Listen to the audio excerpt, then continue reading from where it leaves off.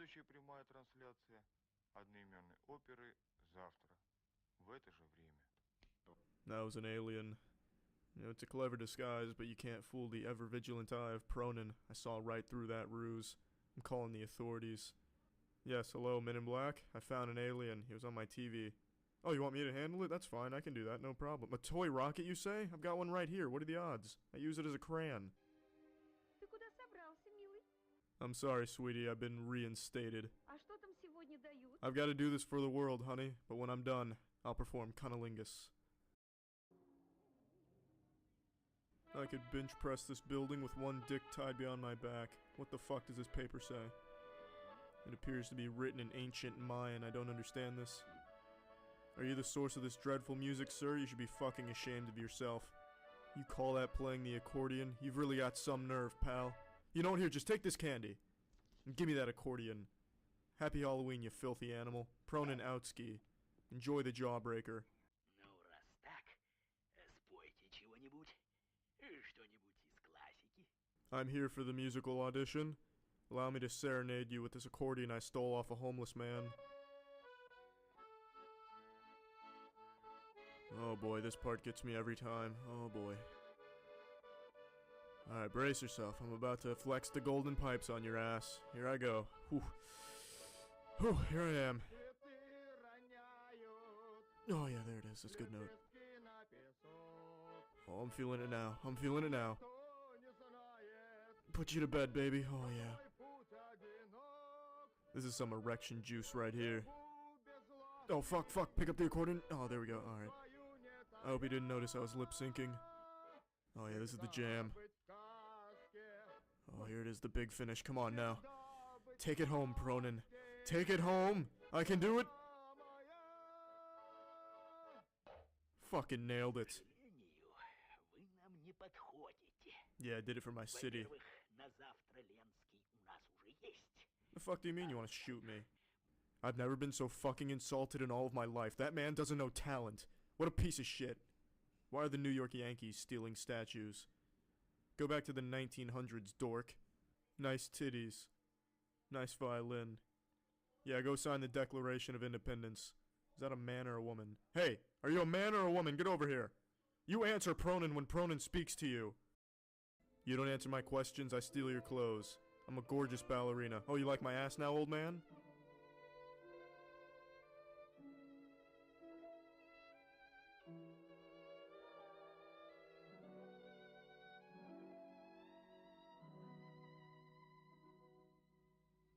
Rub your nipples on my cock, you fucking amateurs. Get out of the way. I'm Captain Pronin. I'm the best there is. I'm top tier. Goodness gracious, I'm yoked. Look at my quads. This is Footloose 2, Pronin edition. Oh yeah, noodle arms. Little noodle arms for your bitch ass. A real crowd pleaser. Yeah, crowd favorite right there. Oh, this is true art. Get out of here, Monopoly man. Come here, lad. Don't make me look silly out here, alright? I've been killing it all night. I don't want you derailing my swag train, you hear me? You know the Cupid Shuffle? That's too fucking bad. We're doing it anyway. Oh yeah, the Pronin Special. The Pronin Shuffle, actually. That's what it's really called. Oh, way to keep up, pal. There you go. Dougie on them. Oh yeah, Dougie on those bitches. That's what I like to see. Don't blow your load yet, Chef Boyardee. I got more for you. Come on, pass me the spotlight. There it is. The dog is off the leash now. I've been training my whole life for this moment. This one's for everyone out there with big dreams. The people that dream big. Swan dive. Oh shit! Провал. Полный. That felt great. I'll take a drink, bartender. Where the fuck am I? I've already told you I have a wife, damn it. Please stop this. I don't like it here. I'm out of here. Buzz Lightyear gun, away. Huzzah.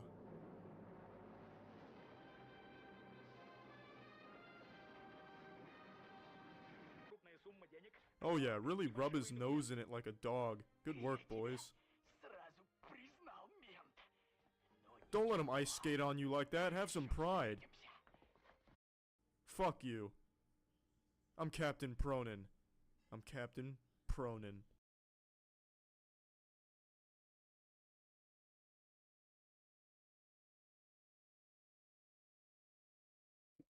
Okay, and that was one of my favorite Charlie videos ever. Captain Pronin. It ends on just the perfect frame, even.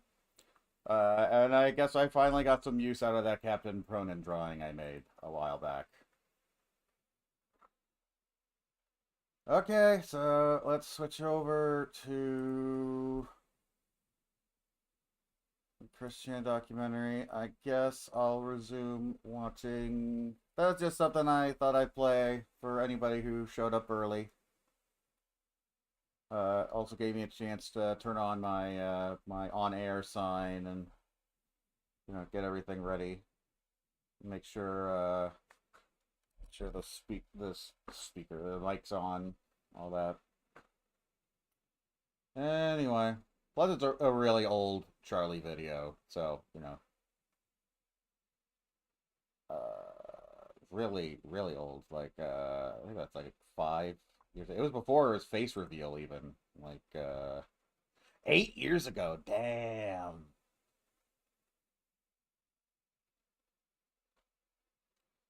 But yeah, I guess I'll just go ahead and do the Turkey Tom documentary, since that's the one I was watching last time anyway.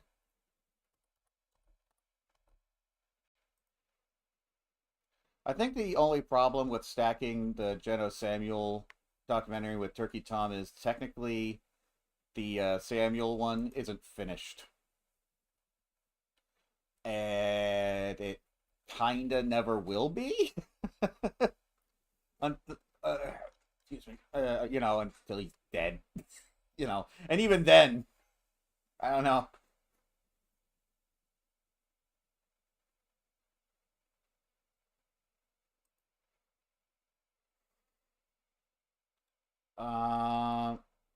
I just wanted to make that poll to remind people that that one that one other Trishan documentary exists, which I actually kind of like. I can't remember the username's name, but that one's also like 8 years old. Maybe not. Maybe that one's more like 5 years old.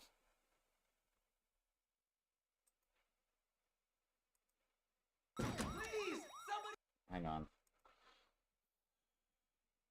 If you would like me to get YouTube premium or whatever, so I don't have ads, please support me. Link in the description.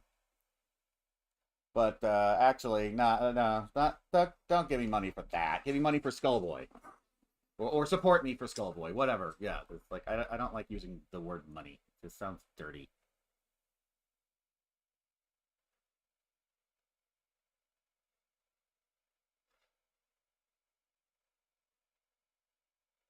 But yeah, getting YouTube Red or YouTube Premium or whatever would make this easier.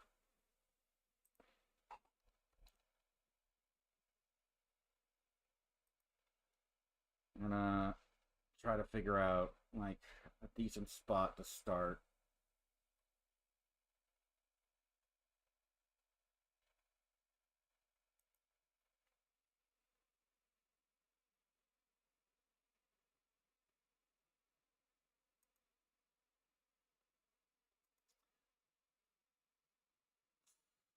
Kind of tempted to check out that really old documentary from way long ago, but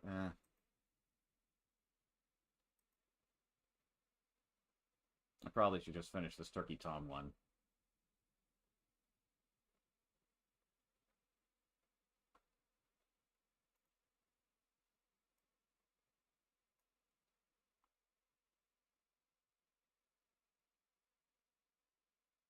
I'm also trying out a couple of things.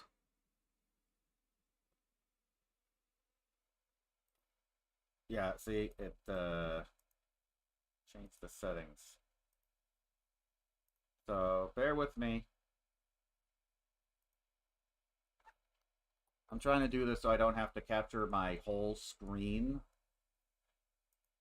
It makes the stream look a little nicer when I don't have to capture the entire screen or screen. Bleh.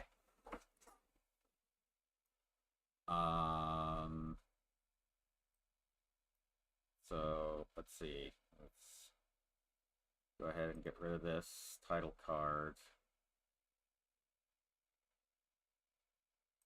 All right, there's Photoshop, but for some reason it's not taking over the whole screen.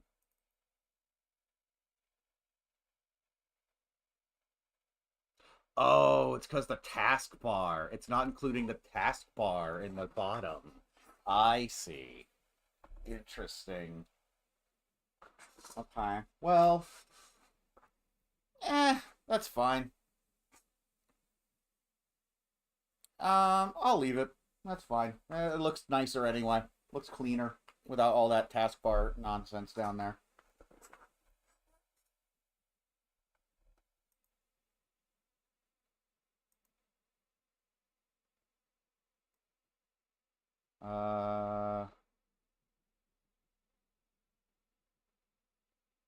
Let's see. I think my mummy. My mummy.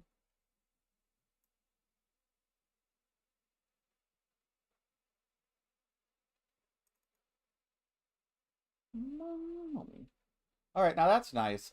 It's not showing my my files while I browse through stuff. That's a big one. That's a big perk. That takes a lot of anxiety off of me. So that's good. Let's see just how Alright, I'm just trying some stuff out while the stream's just like starting out anyway. So what's our naughty files?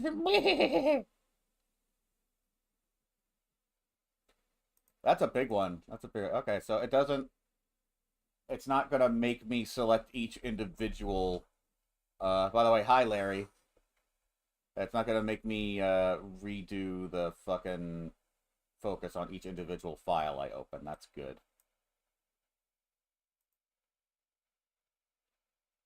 Alright, that's big. Whoa. Whoa! That's big. I don't know what to say. Honestly, I'm kind of flat. God damn it! I'm the only. That soundbite lives rent free in my head. That is an old Newgrounds thing. Not even Newgrounds. That's Cheesy Art. That's RTIL when he got his journal banned from Cheesy Art. That soundbite just lives rent free in my head. I wonder if I could find that real quick. No, I would have to go to Newgrounds to find that. It's way too obscure. Way too obscure. Yeah, I had to actually go on Newgrounds to find it. It's still there. You'd have to go to RTIL's Newgrounds. That's the only thing I remember it for. It's so weird. It's so funny to me. I'm trying to remember where I left my LDG drawing. Shoot.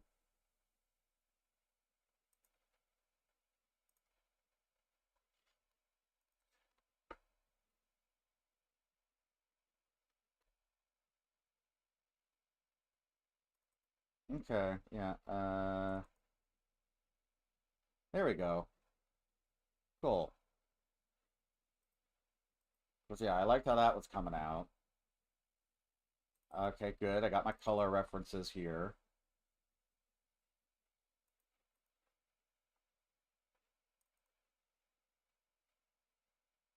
Nice. Again, Carrie's not coming back. Carrie's not coming back. She's Kippy now for Nostophobia.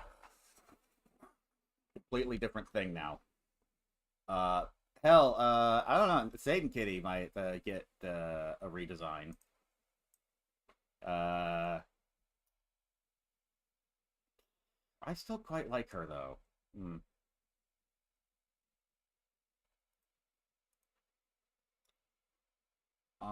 Anyway, again, the new project's going to be called Skullmill.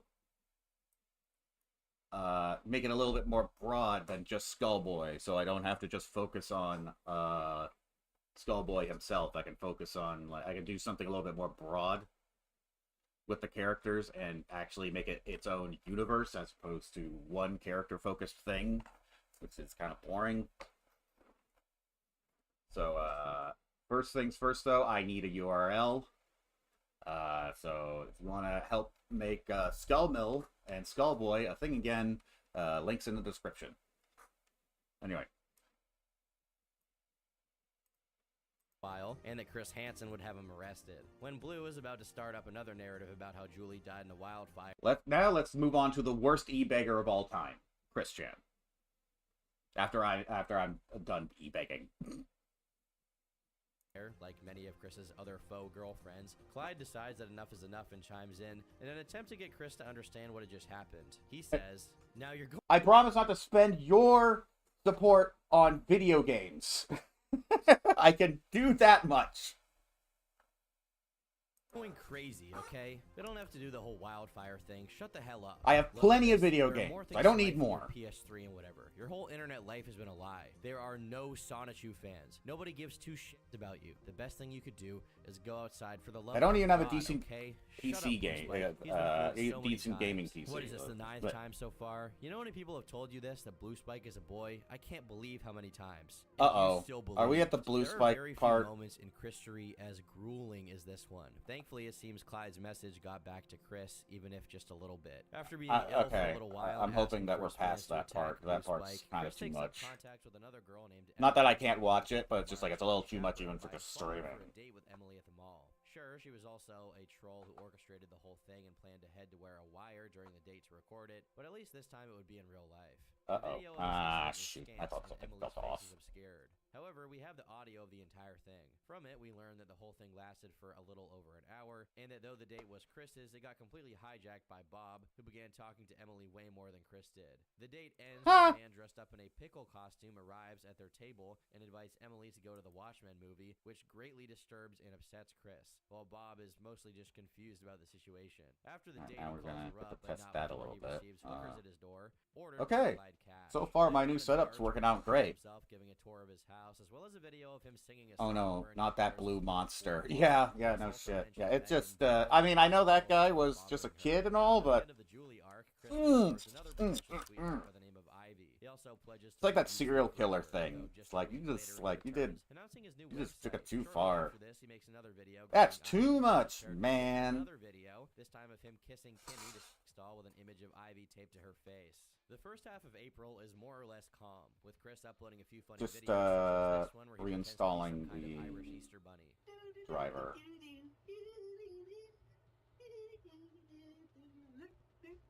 By the 16th, the miscreants leaked 3 videos they obtained directly from Chris by pretending to be girls. One where he's drinking his own semen mixed with Fanta, one where he's spanking his own naked ass, and lastly, one where he's dancing Wonderful. around naked in his filthy shower stall. While absolutely depressing, Chris takes these in stride as just a day later, he uploads another video kissing Ivy's face on Kimmy. It's also in the month of April that the long-forgotten Christian and the Hedgehog Boys drop a comeback album. Other than that, we have a potential marriage proposal for Ivy, and a couple of other leaked videos of Chris displaying his raw strength to attract possible mates.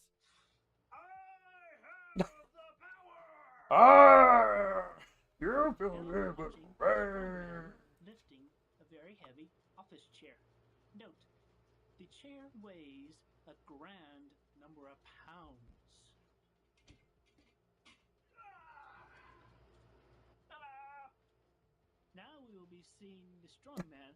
Oh, lifting come a on. chair. Now I'll be lifting a carton of milk. Basket full of junk in the chair. You can't even do that. As well as a video of him sprinting naked in his room, which I can't show you, but you can imagine how graceful it is. One of this month's highlights is a comic Chris drew for Ivy. Thankfully, I've been The spared of that course, which is kind of visual. wrong. Of course, these instances of trolling are much more lighthearted. There are a few things on the internet I have thankfully been spared. Bro Jared's penis and that. Their words, not mine. Ching Chong stumbled across the videos leaked of him doing those egregious things. Chris felt compelled to explain himself, and so he did. In the couple of videos he posted, he says the things he did were normal and Lucky. good. And Ivy, the person whom he admits was the reason at least one of the videos was made, is definitely a real girl and not a troll, and that they soon will meet up in real life and have sex, and it will be awesome. One of the videos got linked to the website Fark, where it got over Yeah, I wanna start something 200,000 new. views. This landed him in the public eye of Something mainstream media. fantastic and A few of his always videos good. were being featured on a Boston radio station, while his admission to drinking his own semen was being discussed on an I find it really funny that I often draw really gothic, dark characters and make like gothic stuff all the time. But you know what my favorite band is? Bare Naked Ladies. I love that band. They're my favorite. The fucking pop band. Yeah, I love them. LA radio station. Chris Chan's fame and Bye he had bye. as well as his marketing, he was too busy Self-respect. drawing a comic of himself Haven't with Green had Ivy, much as well of as a you few of himself since as you Sonic, providing left. explicit remix with a sonic furry version of. See, that's not even one of their more Takes famous Flair's songs. Autobiographical article on Wikipedia, but it gets taken down and he subsequently protests. By the 15th, his relationship with Ivy quietly ends as he takes down all of the videos mentioning her, and Clyde announces that they broke up. Later on, Clyde goes into detail about what caused the breakup. It was revealed during this time that Chris had gone. I bet Busy Pops and other artists like that are the same way. Chris kept mentioning I bet they're the exact same way. Actually, I would be willing to bet fucking money. Parents. Also, Bob and Barb have always been extremely afraid of the authorities. Bob hid the vast majority of. I bet like artists like Jordan Vasquez. It's like I was like yeah, I really like the Backstreet Boys. They're like one of my favorites ever. Chris scammed Josh back by giving him a bad Really? check. Bob and Barb ended up agreeing to go to the police with Rocky to catch Josh and only Josh. They agreed only to discuss matters regarding Josh as they were handling Clyde and the other trolls on their own terms. Taking advantage of the situation, Rocky blindsided Bob and Barb at the station by monopolizing. I wouldn't compare Bare Naked Ladies to Backstreet Boys or anything like that, but you get what I mean. And Ivy as well. Despite Like, his parents' protests, more soft than you would and think. ignored their harbored anxiety. Needless to say, Why I isn't my pen working While good? Bob, Oh, Barb, and Josh fuck's continued sake. their feud over a PSP, I broke up with Chris over his betrayal. Fun fact, this Josh character happens to be one of Chris's oldest acquaintances, having attended these same speech therapy classes as him during their childhood. While this was going on, Quickieville.com, Chris's site at the time, got hacked, and messages attacking Chris began being displayed on it. 4 days later, the site went down, and the revelation that Ivy 2 was a troll prompted Chris to upload a video to his YouTube channel saying that, from now on, he would only be taking real-life encounters with women into consideration when it came to finding a sweetheart. Too little, too late. A few days later, his drinking confession finds its way to the, at the time, infamous Opie and Anthony show, which was nationally syndicated and one of the largest comedy shows in the U.S. I just remember. Found out that it was fake, but if he did, it I just certainly remember this thing. Like, speaking of just liking crappy music, or just not crappy, but just like less than like, you know, mainstream music. Liking mainstream music, even though, you know, I just thought of this one thing from Sleepy Cast a long time ago when Stamper and a bunch of the other guys were talking about One Direction and how like people called One Direction cringe. And they're like, hey, I'll tell you, One Direction, that's going my playlist. I love that. I miss that guy. Shame he went to jail. Oh yeah, if you're expecting Stamper to return as Serpentis' name, or anything for that matter, yeah, no, he's done. It's a shame. He was my boy. He was my boy back in the day. contributed to the delusions of grandeur he was already harboring. At the tail end of May, Chris tries to engage in his love quest on Craigslist, but his ad gets taken down for racism. It's such a shame. He was Serpentis, man. He had such a great voice. Being gay, which he was coerced in the first place into making by Clyde. When Chris I haven't drawn uploaded his Psycho account, Kid in he forever. immediately This ought to deleted be his favorites interesting. Multiple Britney Spears videos to prove how straight he is. Later on in the month, he uploads. It shouldn't a be song too called hard, though. Trust Any He's Homos so Over There, simple. a spoof of a similarly named song from the Boondocks. Hello, my name is Uncle Ruckus. No relation. I'm gonna sing y'all. Oh no!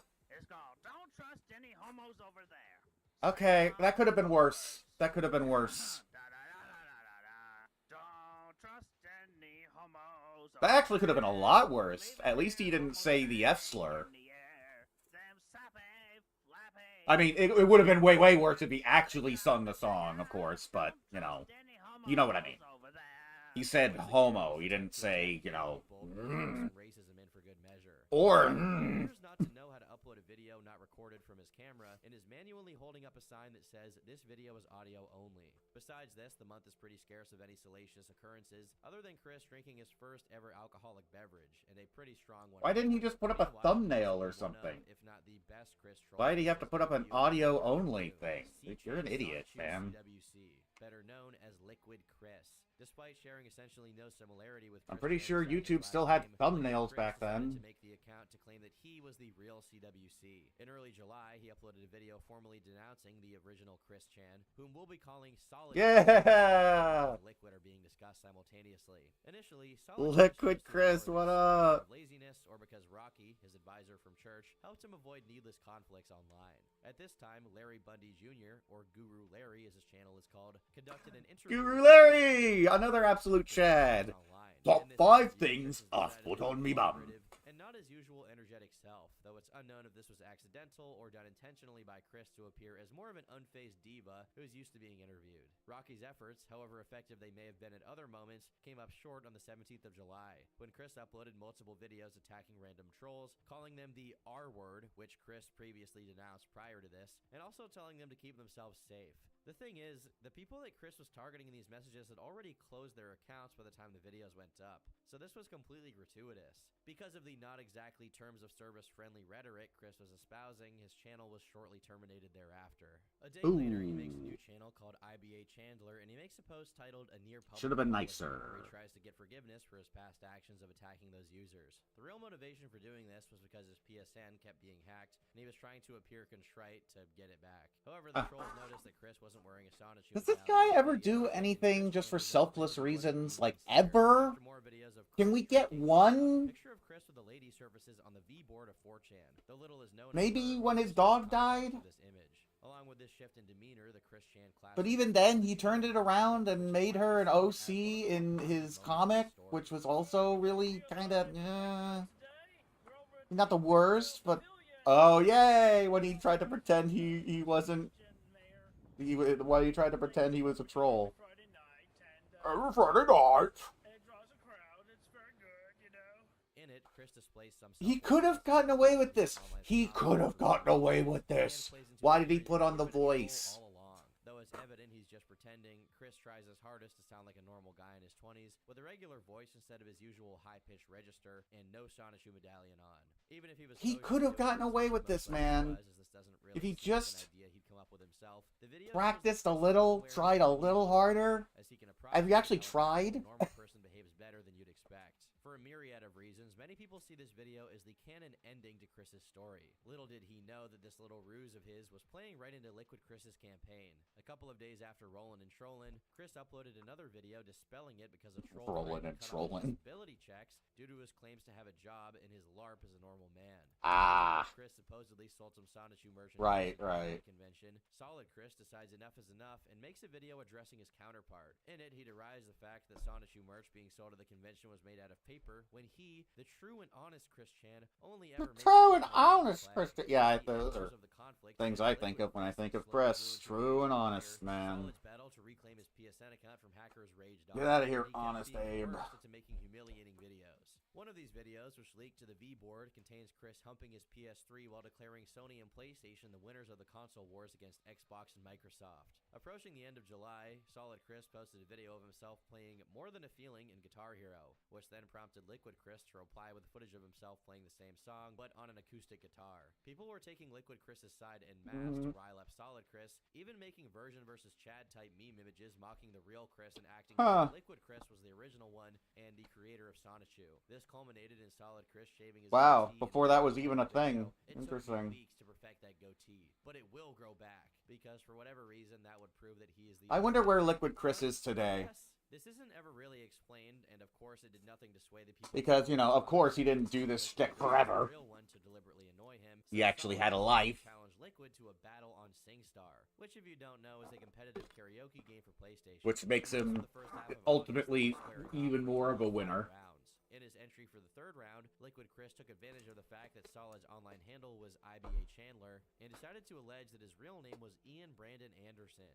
This led every troll under the sun to instantly pack Solid's comment sections with mentions of Ian, which deeply irritated his narcissistic sensibilities. No matter how desecrated and disfigured the reputations and images of Quickie and Sonichu were, he wanted to be the center of the attention it got, regardless of whether it was negative or positive. In order to preserve himself, Solid went even as far as shedding his pride, pointing out that if Liquid Chris was the real one, he'd be a lot more challenged, and I'm paraphrasing here because Chris uses the R word to refer to himself. In the video where he does this, he claims that Liquid Chris's real name is Jeff, while acting like his dad somehow got in touch with a task force to settle this matter once and for all, and that all Liquid had to do in order for Solid to call them off was to admit that he wasn't the original creator of Sonichu. As you can imagine, this didn't have very much of an effect, as Solid's threats were obviously unfounded. After Liquid's 5th entry to the competition, Solid drops one of the most memorable highlights of his YouTube content, succinctly dubbed Chris Chandler.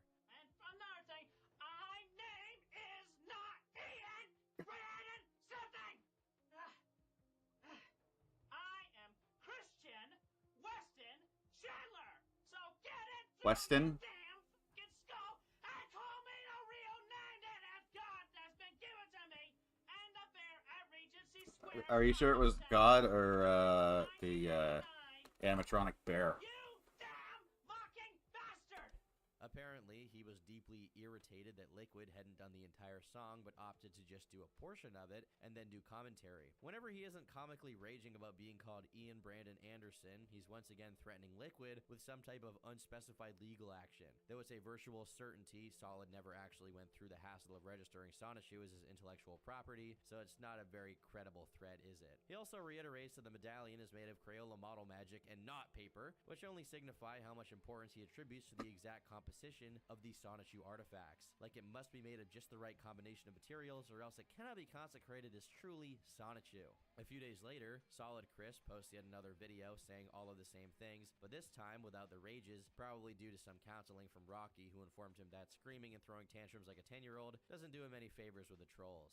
While he's certainly not at his most likable, this month is punctuated with a post from Chris where he expresses his disgust and disapproval of some fan art that was sent him, which included Guro. It's a category of not safe for work stuff that includes grotesque themes, and Chris specifies that the fan art of Sonichu that was sent to him included pedophilia. Surprisingly, this has been one of the things that he's been the most consistent on over the years, despite the Blue Spike occurrence. He also claims to have the mind of a family man and compares himself to Homer Simpson and Peter Griffin, as if that was necessary to justify his opposition to Drawn CP. Approaching the middle of August, the winner of the SingStar Challenge is to be declared based on the votes of 6 judges, and Liquid and Solid each get to pick 3. Most likely due to the influence exercised by trolls, one of Solid's judge picks chose Liquid, giving him the win by 4-2.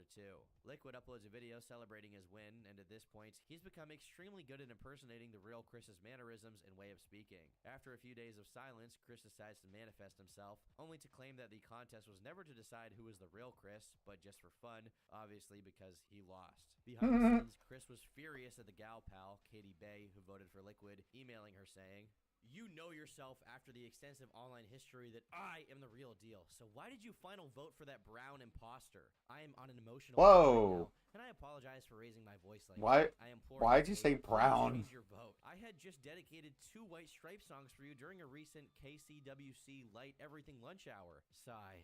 Stay safe. Christopher Christian W. Chan. Burn in hell! For Chris, Stay safe. The result was set in stone. For a while, he was noticeably affected by this, behaving a lot more irritable and vengeful towards people. Vivian Guy, who had been remarkably amicable to him in emails, would once again start getting Chris's negative attention for promoting DVDs of her audiobooks of Sonichu. He commented on a YouTube video of her saying, "And you, Vivian, I liked your book, but I'll be damned if I'm going to let you get away with that counterfeit law-breaking stunt. Christian W. Chandler." To which Vivian laconically replied, "It ain't law-breaking, bro." On August 14th, Liquid Chris respectfully bows out of being an active Chris troll, with the in-universe explanation that he would be focusing his endeavors on turning Sonichu into an acclaimed media franchise. This once again aggravated Solid to no end, as he would publish yet another diatribe screaming his personal information at the top of his lungs to prove he was the real him. This is also the source of the Curse Yehameha video played earlier, but we'll play it again right here just for good measure. Curse Yehameha! It appears that Chris takes the Curse Yehameha much more seriously than everyone else did, as soon after delivering it, he becomes remorseful and fears that it was too great a punishment for Liquid, and decides to issue a retraction and forgive Chris for his past misdeeds. We stand a merciful king. As Clyde had previously mentioned, Bob and Barb purposely decided to not involve anyone else in the troll situation, claiming that they were dealing with it on their own terms. Partly, this was because they didn't want anyone else finding out how inept and negligent they were in regards to their son's obvious special needs, but to an extent, it's also because they didn't know how bad it was, most likely due to Chris downplaying or straight up not telling them about it. The Chandler family strategy, or lack thereof, when it came to handling trolls, was compelled to change after Bob found out Chris had uploaded 2 tours of their house, which revealed where they lived. In emails, Chris said, "Because of my months-old mistake," referring to the house tour, "my mother took away my car keys, my driver's license, trapping me in the house that love built. But years later, chaos ensued." Sob. Mom and Dad are both very angry with me. I'll call my detective tomorrow. I don't know. You have in with the trolls. Please see if you can talk to them into helping me remove that footage off the internet. I know I'm stubborn, stupid, and cocky to help, but any port in a hurricane, feeling dizzy, I gotta get back to searching on YouTube for the similar videos and flagging them. Rally the good, loyal troops. Oh, good. Another False major flagging. thing, That's take down nice. that ED page because they probably have all that shit. He really was a trailblazer, wasn't he? He was false flagging things before it was even cool. In pictures. The same day, What an entrepreneur Christian was. Ah, Captain's log introduction, because this is dead serious. this is dead serious. Outside tour I did a few months ago of my house. Everyone heard it. My mother and my father are angry at me. They're blaming me. It's my fault. I admit it's my fault. I want everything about my house off the internet. I'll send in detectives. I'll send in police. I'll send in everything in my power. So yeah, please get There it off is. the internet Ah, now. Curse the trolls. Peace to everybody else. You might have noticed the strange jump cut in the middle of the video. That's because there is a full uncut version of it, which was leaked by Vivian Gee just a few days later after the upload. Oh, that's how it happened. Walks in and begins explaining to Chris that the reason he's pissed off at him for exposing the house isn't just that it violates their privacy, but due to how filthy and unkempt their living conditions were. Oh. The fact they were hoarders, the health department of Greene County could condemn the house to be demolished, and they'd be evicted and left homeless. Because of this leak, along with their previous deeds, Chris was furious at Vivian, expressing his wish that she suffers a heart attack and subsequently blocking her. Concomitantly, Chris reveals in emails that he had recently begun applying for retail How did jobs she like get a Amazon hold of Walmart, that probably footage? in Like, order to how? soothe his parents' qualms about how much time he spent on the internet. However, he's stressed out about potentially losing his disability checks. When he looked for a job, Chris discovered he really enjoyed wearing sports bras, describing it as a guilty pleasure. At the same time, he'd been using comment sections to single that he was suffering from something like Yeah, split let's throw that on the personality pile. disorder, and that his alter was a homosexual, asking to come out of the closet. For quite some time now, he had been talking to one of his gal pals about how he thought he had DID, which is a bad omen that his mental health started deteriorating again. In the middle of September, Chris finally registered Sonichu as his copyright property after around a decade of working on the project. He also puts up 2 of his Guitar Hero guitars for sale on eBay, which is a sign that he was either having to clear out his room or that he needed some money for whatever reason. Near the end of September, another of Chris's sexual drawings gets leaked. This one of him Oh, having for a fuck's sake. foursome, which included a black girl, signifying that he's overcoming his racial issues at last. Also, the girls with whom Chris is enjoying himself are the members of his Guitar Hero band. We are the September world. was somewhat of a more quiet month as Chris was putting his nose to the grindstone as far as work on Sonichu was concerned. October was full of interactions with trolls. On the first of the month, Barbara contracted colitis, and as soon as this news made it to Chris's online following, the telephone game turned that to AIDS, which upset Chris, prompting him to post it to YouTube in an attempt to dispel the AIDS rumors, as well as to defend himself against allegations that he was gay for the umpteenth time. He also posted a comment under a clip of Megan from Family Guy. Megan has always looked good, and here she is even better than when she had her makeover. If Seth would let her turn 18, I'd be all over her sweet and breasts. Wham bam, thank you ma'am. This moment is not particularly Jesus important. Christ. I just wanted to share my pain with you guys, frankly. Moving on from here, we have a deranged video of Chris wigging out and breaking things in his room. And so big, dude. This fit of What rage the was most fuck? likely prompted Stop by it. conflicts with Clyde Cash, which were still going on and developing into multiple threats and invitations to a real-life physical fight between the two. Later on in the month, Chris makes an attempt at blackmail by blowing smoke at Clyde, suggesting that he may have some kind of compromising picture of him and demanding that Clyde stop the trolling. Of course, Clyde calls his bluff, and nothing happens as predicted. In his attempts to be intimidating, Chris does some flexing of his. There's not a whole lot Even left in attempts this to do dirty documentary, push-ups so while I'm gonna listening start to playing Eye for the Eye. next He thing does to manage watch. it, but it's noticeable that he set up the camera in such a way to conceal the fact that he had his knees on the ground the whole time, which made every single push-up way easier. Though not easy enough, considering he's grunting through the entire thing. During October, there's a brief return of the Liquid versus Solid conflict to fight for the heart of Casey, a mutual love interest of theirs. And the month closes with Solid Chris making a video addressed to her parents, saying how much of a better boyfriend he would be instead of Liquid. For context, Casey was Liquid Chris's real-life girlfriend who was roped into the trolling campaign and played along. After a 2-hour-long phone call with her retired Marine father, in which Solid is humiliated for being a narcissistic and entitled man-child, he uploaded Sonichu Special number 4, in which he shoots Liquid Chris in the shins and gets together with Casey. This culminated in another call, this time between Casey and Solid Chris, that lasted for about a half an hour. For the first 20 minutes, Casey is reiterating what her father said, which really puts Solid in distress. However, this distress doesn't hold a candle to how he gets when Liquid Chris joins the call. A shouting match instantly erupts, with Solid losing his marbles every time he's referred to as Ian Brandon Anderson. It's interesting that when other trolls call him this name, he can keep his rage in without much of an issue, but Liquid saying it immediately gets under his skin. Insult is added to injury when Liquid calls him fat, which Solid strictly denies despite the evidence suggesting otherwise. Things Yeah, go into a it's head like, when Liquid you know, says there he being and a lot of Casey evidence watch him to in the love at contrary. Solid's house, at which point Solid decides to wake up Bob and Barb to get them to fight Liquid for him. Mind you, this call took place in the middle of the night, and this madman actually woke up his parents to vicariously attack an internet troll for him. The call comes to an end with Casey declaring she will marry Liquid Chris. One more call was made after this, and Casey continued to carpet bomb Solid Chris with the truth. She tells him he won't make it past 30, and that just like every other potential sweetheart before her, Chris will immediately forget about her as soon as she's gone, going back to his usual routine. Well, that would be in his character. Man baby, while Chris does nothing but sigh. After Liquid and Casey's marriage, Chris actually did try and muster up some kind of genuine melancholy, even posting a video of himself doing his best to cry on camera. As Casey predicted, however, he was back to his usual self the day after. A little while after this, he shoots Vivian Guy an email with a very different tone. Now that I finally have peace of mind, I apologize for the past unformalities and emotional outbursts and past communications. I have decided I will fully approve your continued audiobook videos and sales, but in return, I ask for 25% of all the money, changed to USA currency, you have and will have made from all that you have put together and sold, as well as 2 copies of each CD and DVD of the audiobooks, and 2 of each other additional merchandise aside from the audiobooks. I extend an olive branch of peace, and I await your well-thought response. Have a good, safe day, Miss Vivian.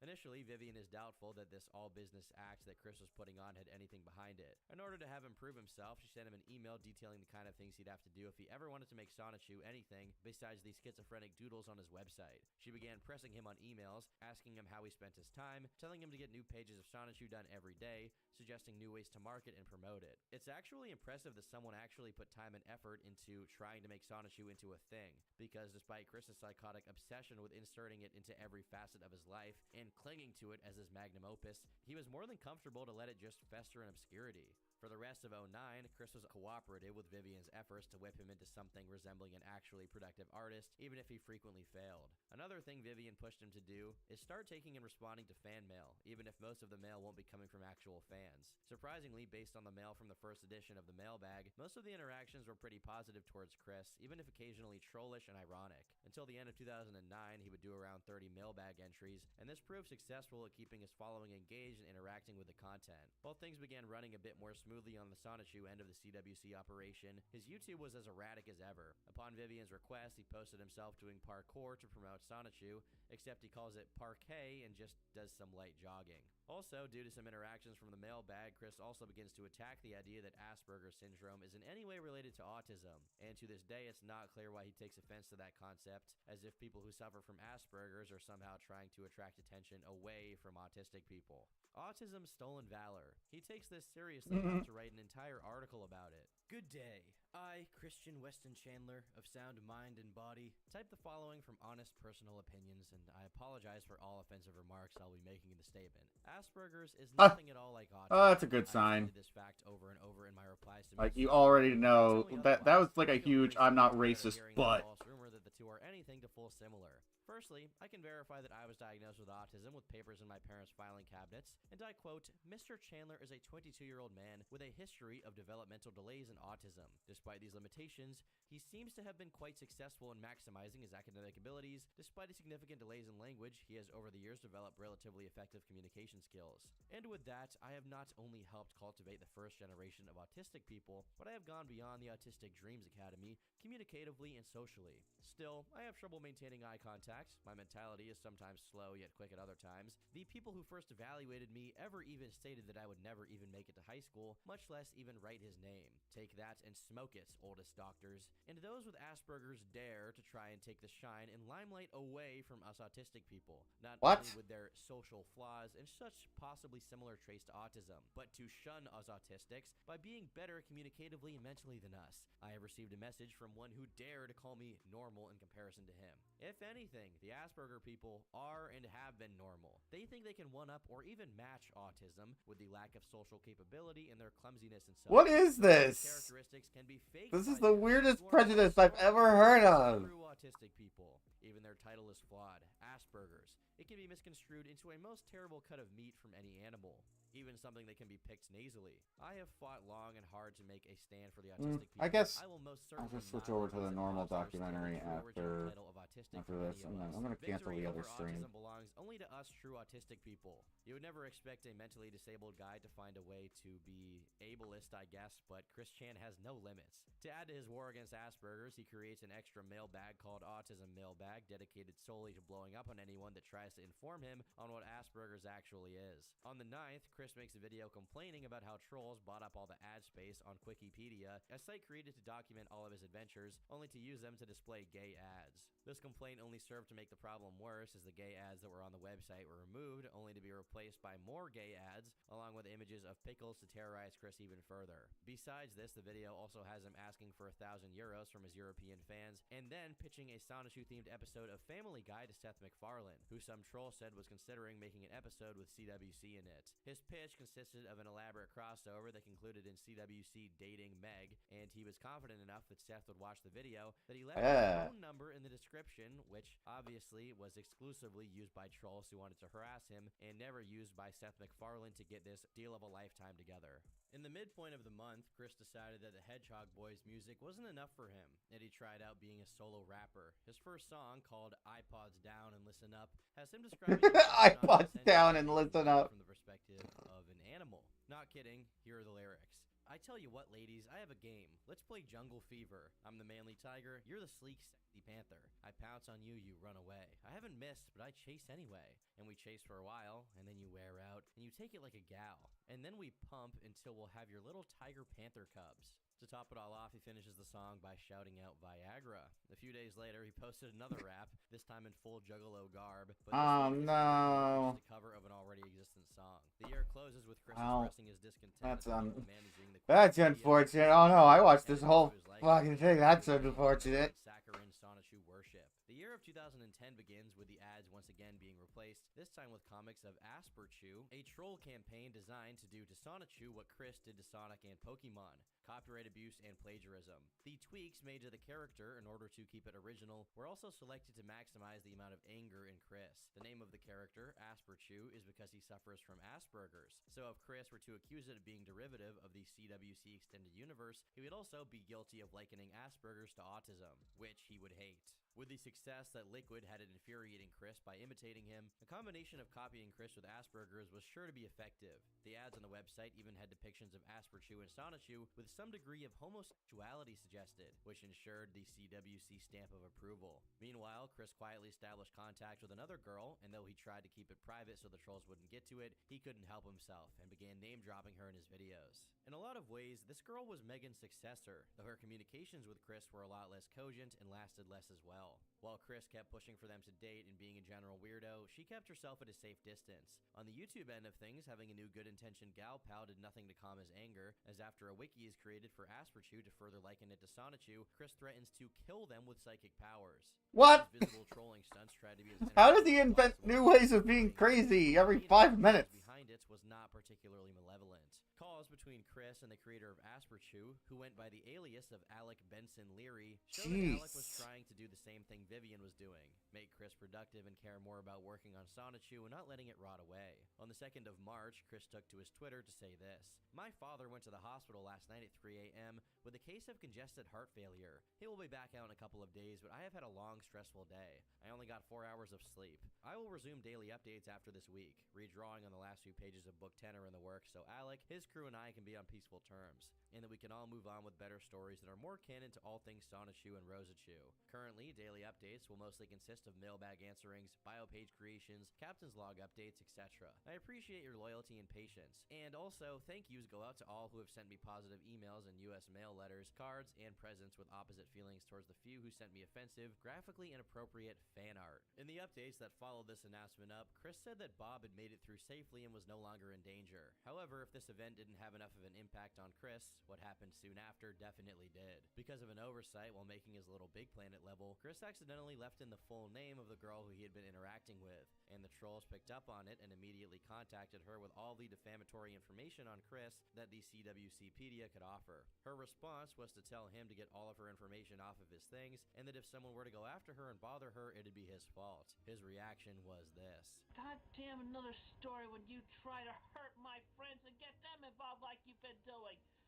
After some back and forth, as Chris tried to do the same thing he did with Megan and placate her, just enough so that she'll overlook his blatant boundary violations, Chris decides to send her a letter and once again invite her out. This was her response. Sorry, I won't be able to make it. Besides, I wouldn't want to go if you were going to be there. And I'm not going to the thing next week because I don't want to deal with you. By the way, that letter, don't do that again, ever. I wasn't even impressed with your little gift. I threw it away. Not only that, I was pissed when you said that we had been going out for a month and a half. First of all, I never agreed to anything of the sort. Second, I would never date you. You're not my type. Also, if you want me to stay safe, then you would leave me alone. From phone, email, and mail. I don't want to hear from you ever again. Do you hear me? And who cares if you're a fucking acoustic virgin? I'd rather have my best friend's boyfriend take me first because I trust him than you. Besides, I'm asexual, so there's no hope for you, at least from me. Not only that, not even a cheap would want your small dick inside of her. Neither would I. Pretty aggressive as far as put downs go, but given Murdered by Megan, words. it was probably for the best. Because of the compounded negative feelings, Chris quits the internet, only to come back in a day and a half to talk about Family Guy. Mind you, during this whole time, little to no work is being done on Sonichu,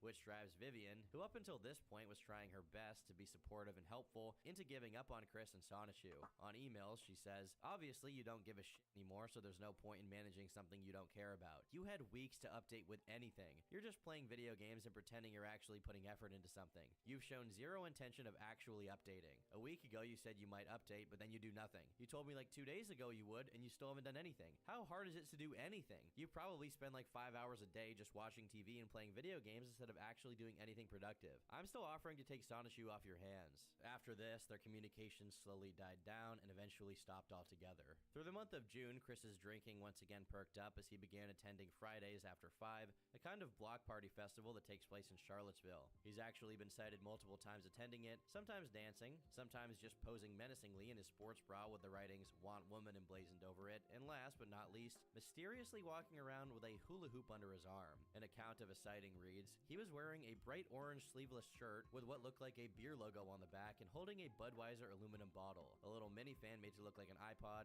and a hula hoop for some reason. Most importantly, he had a sort of basic attraction sign with him, nothing elaborate or directly sexual, but it says something like friendly and flirty man zone or something similar to that, and with more smaller text on the back. He was sitting on the back grass I'll part, do it. left a few minutes before the music was over. I would have loved to catch Chris's attempt at using the hula hoop. I bet it was funny as hell. Following his attendances to Fridays after 5, Chris goes to a bar and drinks by his lonesome until the brilliant idea of paying a visit to the game place crosses his mind. He instantly drives there while obviously under the influence and decides to try and take pictures of the manager, Mike, to use as a dartboard. Awesome. And he's a drunk driver.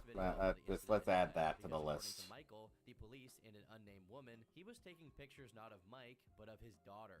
Chris alludes to this himself as he admits that the police made him delete the pictures, and if they had just been pictures of Mike, there really wouldn't have been any reason for them to do so. Regardless of whether he went there for Mike or his daughter, Chris certainly went above and beyond the call of duty. After police were called on him for trespassing on private property, Chris tried to make a run for it, and on his way out, he tried to run Mike over twice, as well as the other woman. Oh! Of course, Chris's retelling renders this as Mike and the woman jumping on the hood of his car to make him look bad. When the police showed up, he still tried to drive away. Okay, so that's when that happened. Okay. Oh, Immediately breaks into a monologue about how internet trolls ruined his life. It's safe to say it didn't take very long for the cops to figure out that Chris was mentally challenged. They decided against arresting him, settling for having him delete the photos. Speaking of the trolls, Christian decides to one-up them. Instead of having his mediums of communication be hacked by them, he takes the initiative to infiltrate the trolls. At least that's what Chris believed. In actuality, the trolls set up a fake forum and made it look like it was their main hub for planning out the next attacks against Chris. Falling for it, hook, line, and sinker, Chris made an account on the forum under the alias of Jinkies Jenkins, followed with a truly bizarre introductory post. My real name is Junior Jenkins. Scooby-Doo was the... why does he lack any semblance of real creativity, ever? Ever! So now I'm 15. He can't even think of a decent fake name. Because Christ. I'm my way to Ruckersville from Boston. I'm crashing at a house where I have some relatives there. They're the black sheep of the family, and they're not close within the same Just house. call yourself It is cool. Jim Hawkins or something. I don't know. Siblings. Like I need another damn minute with those assholes who overlook me. And a better part, their house is across the street from Chrissy's house. Sadly, though, the blinds. I could have looked at a list of random people on a forum. You told me, okay, one of these is Christian. Tell me which one you think it is. And I saw that. I would have immediately picked it out. County's high school. I promised I'd write my gal back in Boston, but what happens here Chinky, doesn't happen, chinky, though. Jesus I also make some new Christ. friends come September, but I'll be cool. I'm a stud. Golly J. Also, my Wilkers! favorite duo of dudes, Jerry and Dino. They taught me the ropes of high school life. They were both 16. I looked up to them, like I would have for my older sister if she wasn't such a drag. They were a gay couple, and they respected me as a friend only. I made it my final realization I was not gay with the help of Jerry and my girlfriend Lisa. Sweet little took me in with gratitude on my 14th birthday. She had a few exes from middle school, and her mom was a bondage queen. What? Before then, I had a gay experience in summer camp when I was 7. My bunkmates were experimenting and made me their mofo unwilling guinea pig. I was blindfolded during the entire thing. I can't read this. Wow, yeah, wow. The next part is basically like a gay erotica that Chris is describing from summer camp when he was a child, I guess. I guess it didn't actually happen because this is the perspective of his troll who he's like making out to be gay. So with that, I was able to move forward feeling more confident in my orientation. Anyway, after moving Jesus here, Christ, I studied Chris. the times of exits and entries from the Chandler Chateau, looking for a pattern. There was definitely one with Robert, morning for breakfast at BK, and afternoon outings to I don't know where. Barbara appears to come out mostly either in the afternoon or night, sometimes in the mornings. And Chris has no set pattern as far as I can tell yet, but I'll post new stuff as I learn them. Some with, hopefully embarrassing, photographs of Chris as I learn and take. Smell you later, Junior Jenkins, Jinkies. I'm actually speechless as to this. I know I avoided reading a bunch of it. You can look it up for yourself, but it's basically like summer camp erotica written by Chris. What the is this post? It makes sense for him to make the troll character he's playing kind of gay as a roundabout of attacking, them, but the amount of detail he goes into is beyond disturbing. Did Chris just post like CP erotica? Did any of this happen to him? Is he telling someone else's stories? Did he witness this? I have a lot of questions. I mean, since the forum was a honeypot to begin with, and they knew from the beginning that Jenkins was Chris, how did the trolls feel when reading this? I don't think I want to know the answer to most of these questions, to be honest, but it does leave a lot to the imagination, so to speak. Something Chris did not do. All of his other posts as Jenkins are relatively normal, but that one was more than sufficient to dump buckets of fuel to the already raging fire of rumors that Chris was secretly gay. Around the same time, Alec, the guy behind Asperchew, was running the usual pretend sweetheart program on Chris via emails, and as their conversations drifted into the topic of sex, Chris messaged him this whammy. I've had the question of sexual fantasies posed to me before, and there are a few.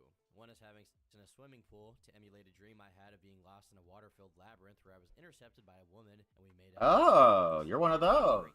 As long as you're my partner, and you wore a strap-on or used a butt plug in me, as long as it is not penis shape. I would also like oral sex, swing set, pole dancing, me, you, Oh, both Jesus once, Christ. three-way with 2 women, role play, and others I can't remember right now. Feel free to suggest other topics, and I'll let you know if it's cool with me or not. It's not gay as long as it's not penis shapes, a quote to live by.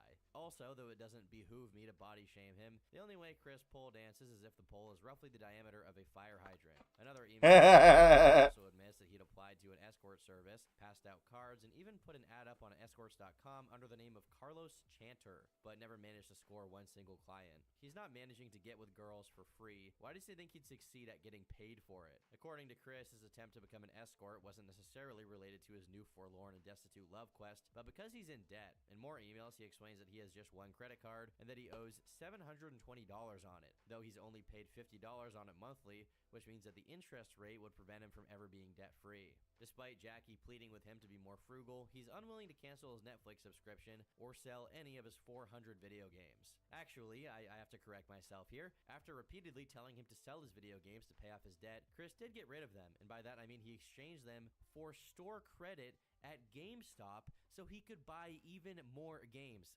Truly hopeless. Wow. That every month he buys a Wow. add-ons for Guitar Hero. He also admits that, though he has told his mom and Rocky about the debt, he's kept Bob in the dark. Oh, hi, because he didn't want to Teehee yell at him. Timmy Meanwhile, the trolls set up a Tums. reward system for whoever Just fans drawing some stuff belongs to for a the group. stream. One of the larger payouts Watching was Chris $9,000 Chan, for someone working to on destroy his PS3. LDG's design absolutely loved it. Initially, a little when Jackie bit. brought this I up thought as a I'd redo potential her way to make skull. money, Chris reacts negatively, saying, "I saw their rewards topic. Firstly, let me That inform looks you a that little considering most of the trolls better. are immature, underage, demented, twisted, sick, evil, and such, the rewards would obviously be false. If a troll actually comes up with such footage and gives it to someone like Clyde would Also not just give trying any to money. So with that considered, I would potentially never make such a raise gay funds video for or BS bringing wrecking video. Skullboy Give me back $1 as a new billion. series And called with that, I Skull would Mill. appreciate if you would not even think of me making any footage for the trolls' money ever again. Please. However, in his despair for some quick So I guess in the meantime, I'm just trying to refamiliarize myself with the Chris characters. destroys his PS3, which at the time was at least worth a couple $100, or maybe even more if he marketed it properly on eBay with some games. It's Given just not Jackie working. was the only one who talked him into it, promising the destruction of the PS3 would mean Chris was moving forward from being a man-child and becoming an adult who gets his joy from being with his sweetheart. Of course, as he himself predicted, Clyde never paid for this. This doesn't at all hinder his trust and love for Jackie, though, and soon after he declares his love for her, followed by sending her multiple images of drawn, not safe for work stuff of her, which I obviously can't feature uncensored. Yeah, that's cool. If we're still doing it. Yeah. Just looking to get a URL going. At first, that's the first goal.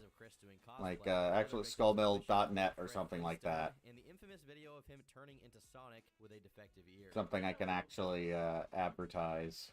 Well, and now for something completely different. We will see. Catch our power. Pew! Just testing the waters to see how much interest there is, This more than would be anything super else. mode.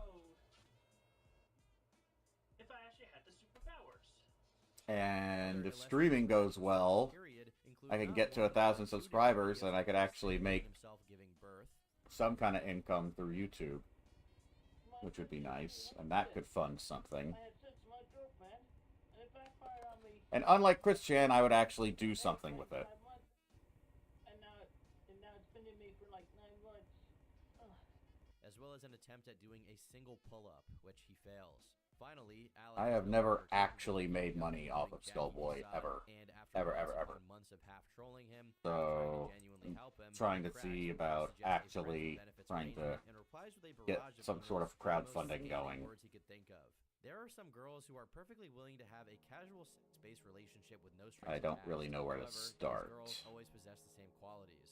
One, they usually have some kind of psychological hang-up. Yeah, whether it be terrible self-esteem So and first thing is to try to get attention for it. I figure since I have or something like that. Basically, already an internet 500 story plus subscribers on called YouTube, that's the best Relationship place to and start. Ring. But you probably wouldn't care about any of that since all you want to do is have sex with them and then ignore them. Two, the thing I bet you will care about is And it seems like me drawing while watching Christian documentaries gets the most views. So, good-looking, muscular, manly, and have big dicks.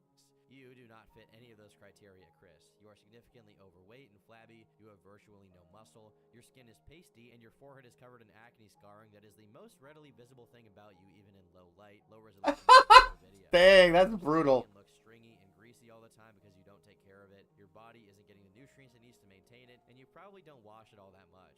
When you dressed up as Christian Sonichu, your distended gut was hanging so low it completely covered your belt buckle and much of your front pants. It reminded me of when Peter Griffin is naked and they don't have to blur his genitals because his giant gut covers them completely.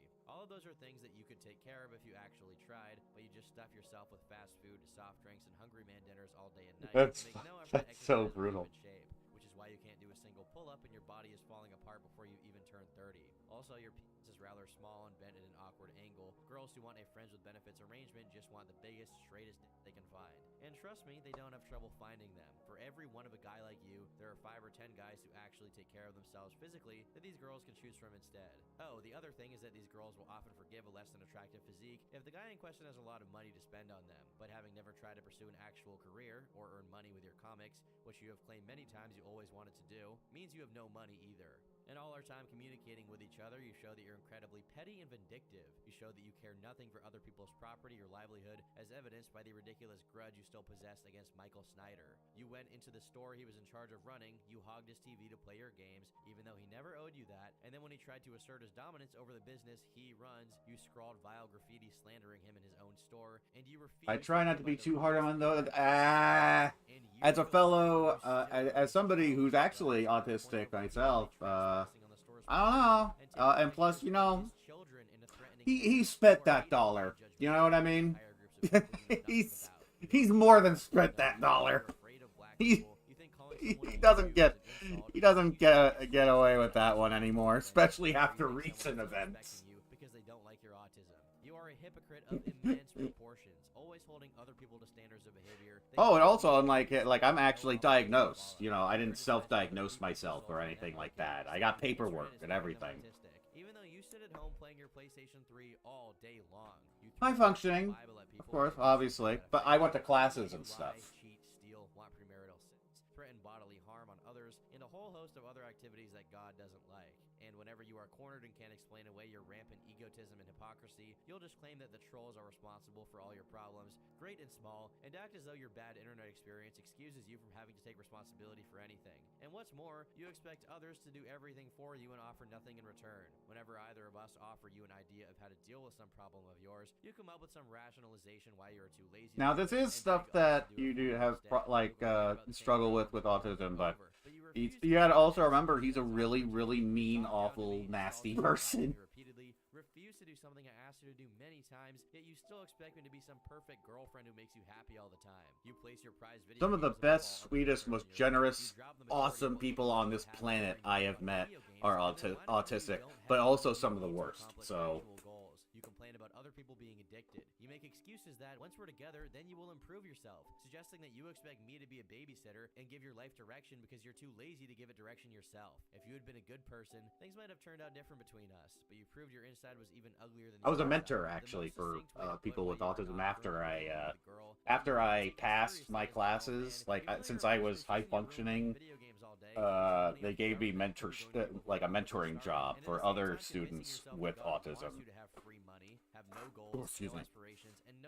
So, I speak with at least a little authority there. Telling him to do chores to real adults who have to work 60 hours a week and take care of themselves, all the while growing fatter. It wasn't like a teaching job, really. You know, it's like I helped them with their homework, and I socialized with people, with students and stuff like that. But, you know. Benefits or not, with any girl is practical. You might be wondering, after I just got done explaining why you're such a bad friend, why I would want to be your friend, and that's a valid point. Well, I want to be your friend. And most of them were great, and I loved hanging out with them. But one or two of them were little shits. One more thing, I have to ask you again, what has Rocky really done for you?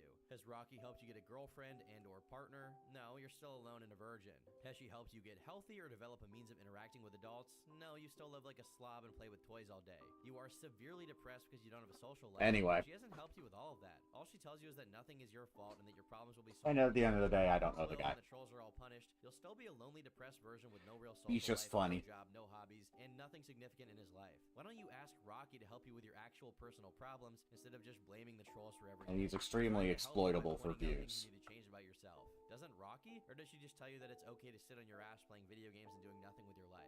I've got news for you. If that's what she was telling you, it's because she believes you're too and stupid to accomplish anything, and she's just humoring you. Anyway, I know this probably sounds all pretty brutal and shocking to you. That's why I want you to save this email and reread it over and over. Read it again each day so the shock can fade, but my message can sink in. Because you really need this message to sink in, Chris. You need to do something different with your life. If you don't, then the life you have now is all you'll ever have. This email, unlike most of the other emails trying to get Chris to realize the cold hard truth, was effective. However, it wasn't effective at getting Chris to improve his life. Instead, it essentially caused what is called an ego death, though it would take a while before it manifested. He still replied to Jackie's email, only to say that she has hurt him deeply, and that his penis was in fact bigger than previously photographed, and no longer bent. Oh, and he's not overweight. In a follow-up email, he says, while the truth is appreciated sometimes, there is a certain level of truth-telling that should never be exceeded, because of hurting the other's feelings and emotions worse than they already are. Is sympathy a loss in this damn digital communicative age that makes more and more society autistic-like every day?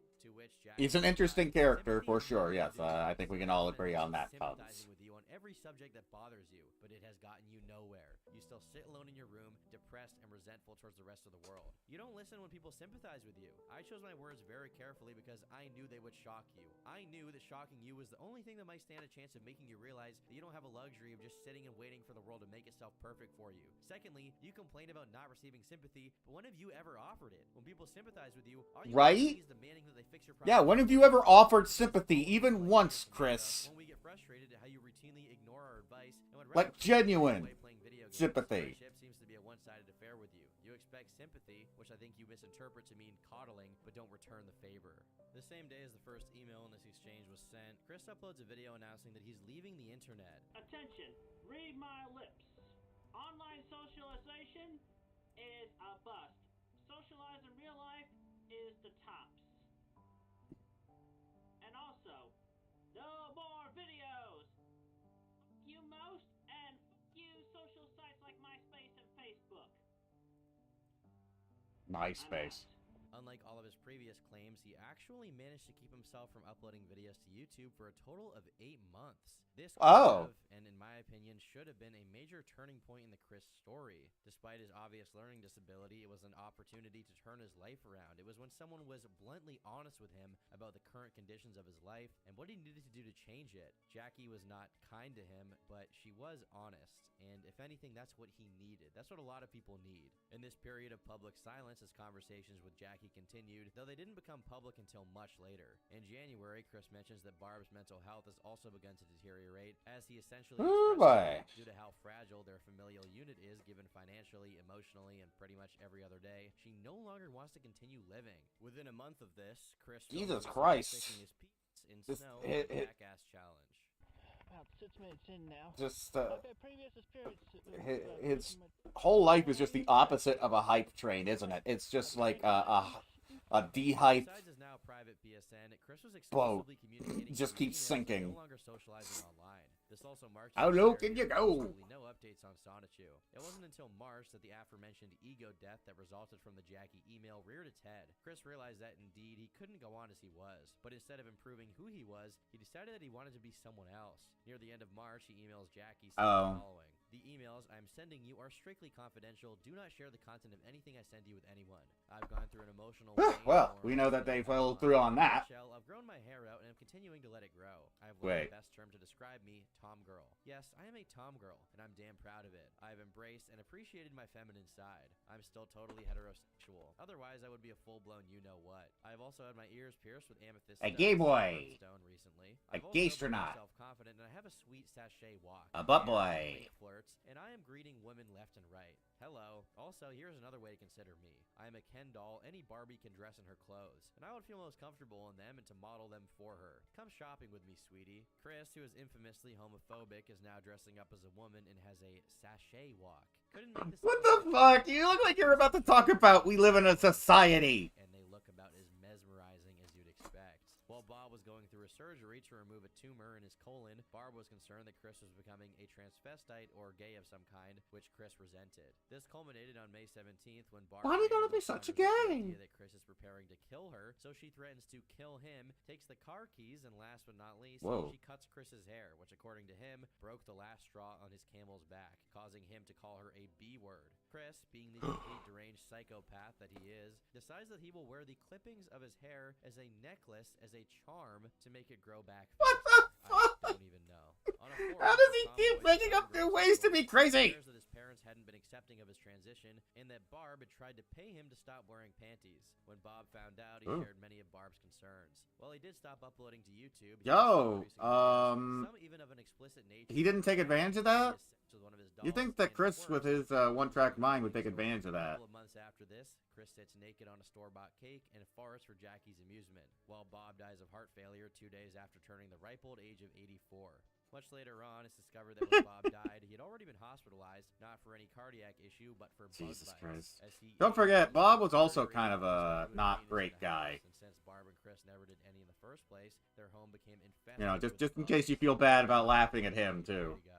Just a month after his passing, Barb and Chris are arrested for running Mike over, this time successfully. The story goes that Chris saw the game place was under new management and deliberately ignored There the was guy a who reason hired that him. they had a bunch of other kids. Isn't it weird that none of them He took wanted to talk pictures to of them? Mike with his 3DS and yelled out, "For Interesting. the internet." Presumably, the cops were called by the game place's management while Mike Chris is the called only one that stuck around, and it was mostly because he had no choice. Chris, Mike began hitting himself with the car. And no, that's not a joke. That is what he claims. After that, what happened is no longer a matter of what Chris or Mike claimed, but what the cops themselves witnessed. Chris and Barb failed to stop after their quote-unquote accidentally hitting Mike, followed by Chris assaulting someone, most likely Mike, and Barb attacking a police officer. The court proceedings drew well into the next year, and thanks to a pair of CWCpedia users who lived near the court in which the hearings took place, the information about it was spread despite Chris's radio silence. Despite filing protection orders against both Barb and Chris, Mike didn't intend for them to get felony charges and hoped that the judge would take their plea bargain. Ultimately, Chris was sentenced to community service, 1 year of probation, mandatory psychological treatment and evaluation, with jail time if he didn't comply, plus $247. That's actually pretty fucking good. You get like some psychiatry going. Finally. Besides the hearings, 2012 was a quiet year. Mandatory psychology. His online presence with no YouTube uploads. However, there's Shitty one better parents exception can't to this stop you. uneventfulness. This is the year Chris Legally. lost his virginity to a lady of the I'm night. sure they'll figure out some way of Facebook talking comments him saying, out of it. I've been in a Oh. good mood a lot lately because I finally had.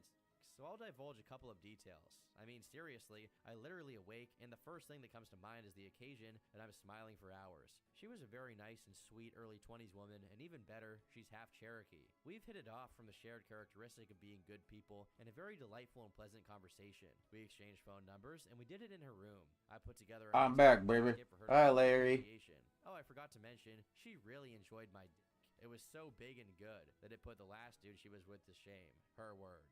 While initially pretending this was some kind of romantic rendezvous, eventually, over private emails, he would admit to having done it with an escort. Do yourself a really big favor. Go on Craigslist for your area, find yourself a to play with, dump your virginity. For me, it was the best thing I was ever able to do for myself, twice. For I don't myself. feel as bad because I won't be dying an untouched virgin, and I have not obsessed about Thank since then. God. She's a nice woman, the one who did it. Caring mother of two, half Cherokee, she was really good.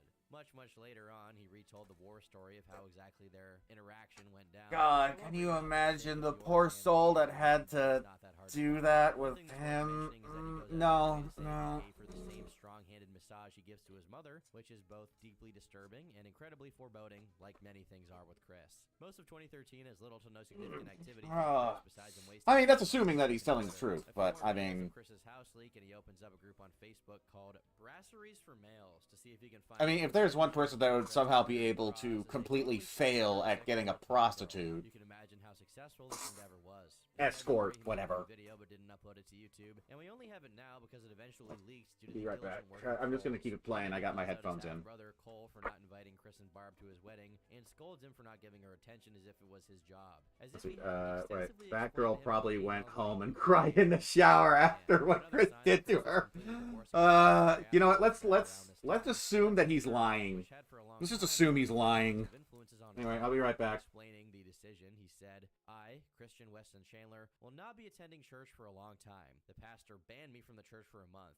He has banned me from speaking my piece during the sharing of joys and concerns, and from that, I have felt unnecessarily silenced. I also feel my meetings with Rocky no longer have much effect on me or my life. My life continues to be at a disappointing standstill of sadness, loneliness, and a great stress. Only the people way older than me ever do so much as greet me, and I have very little to share in common with any of them.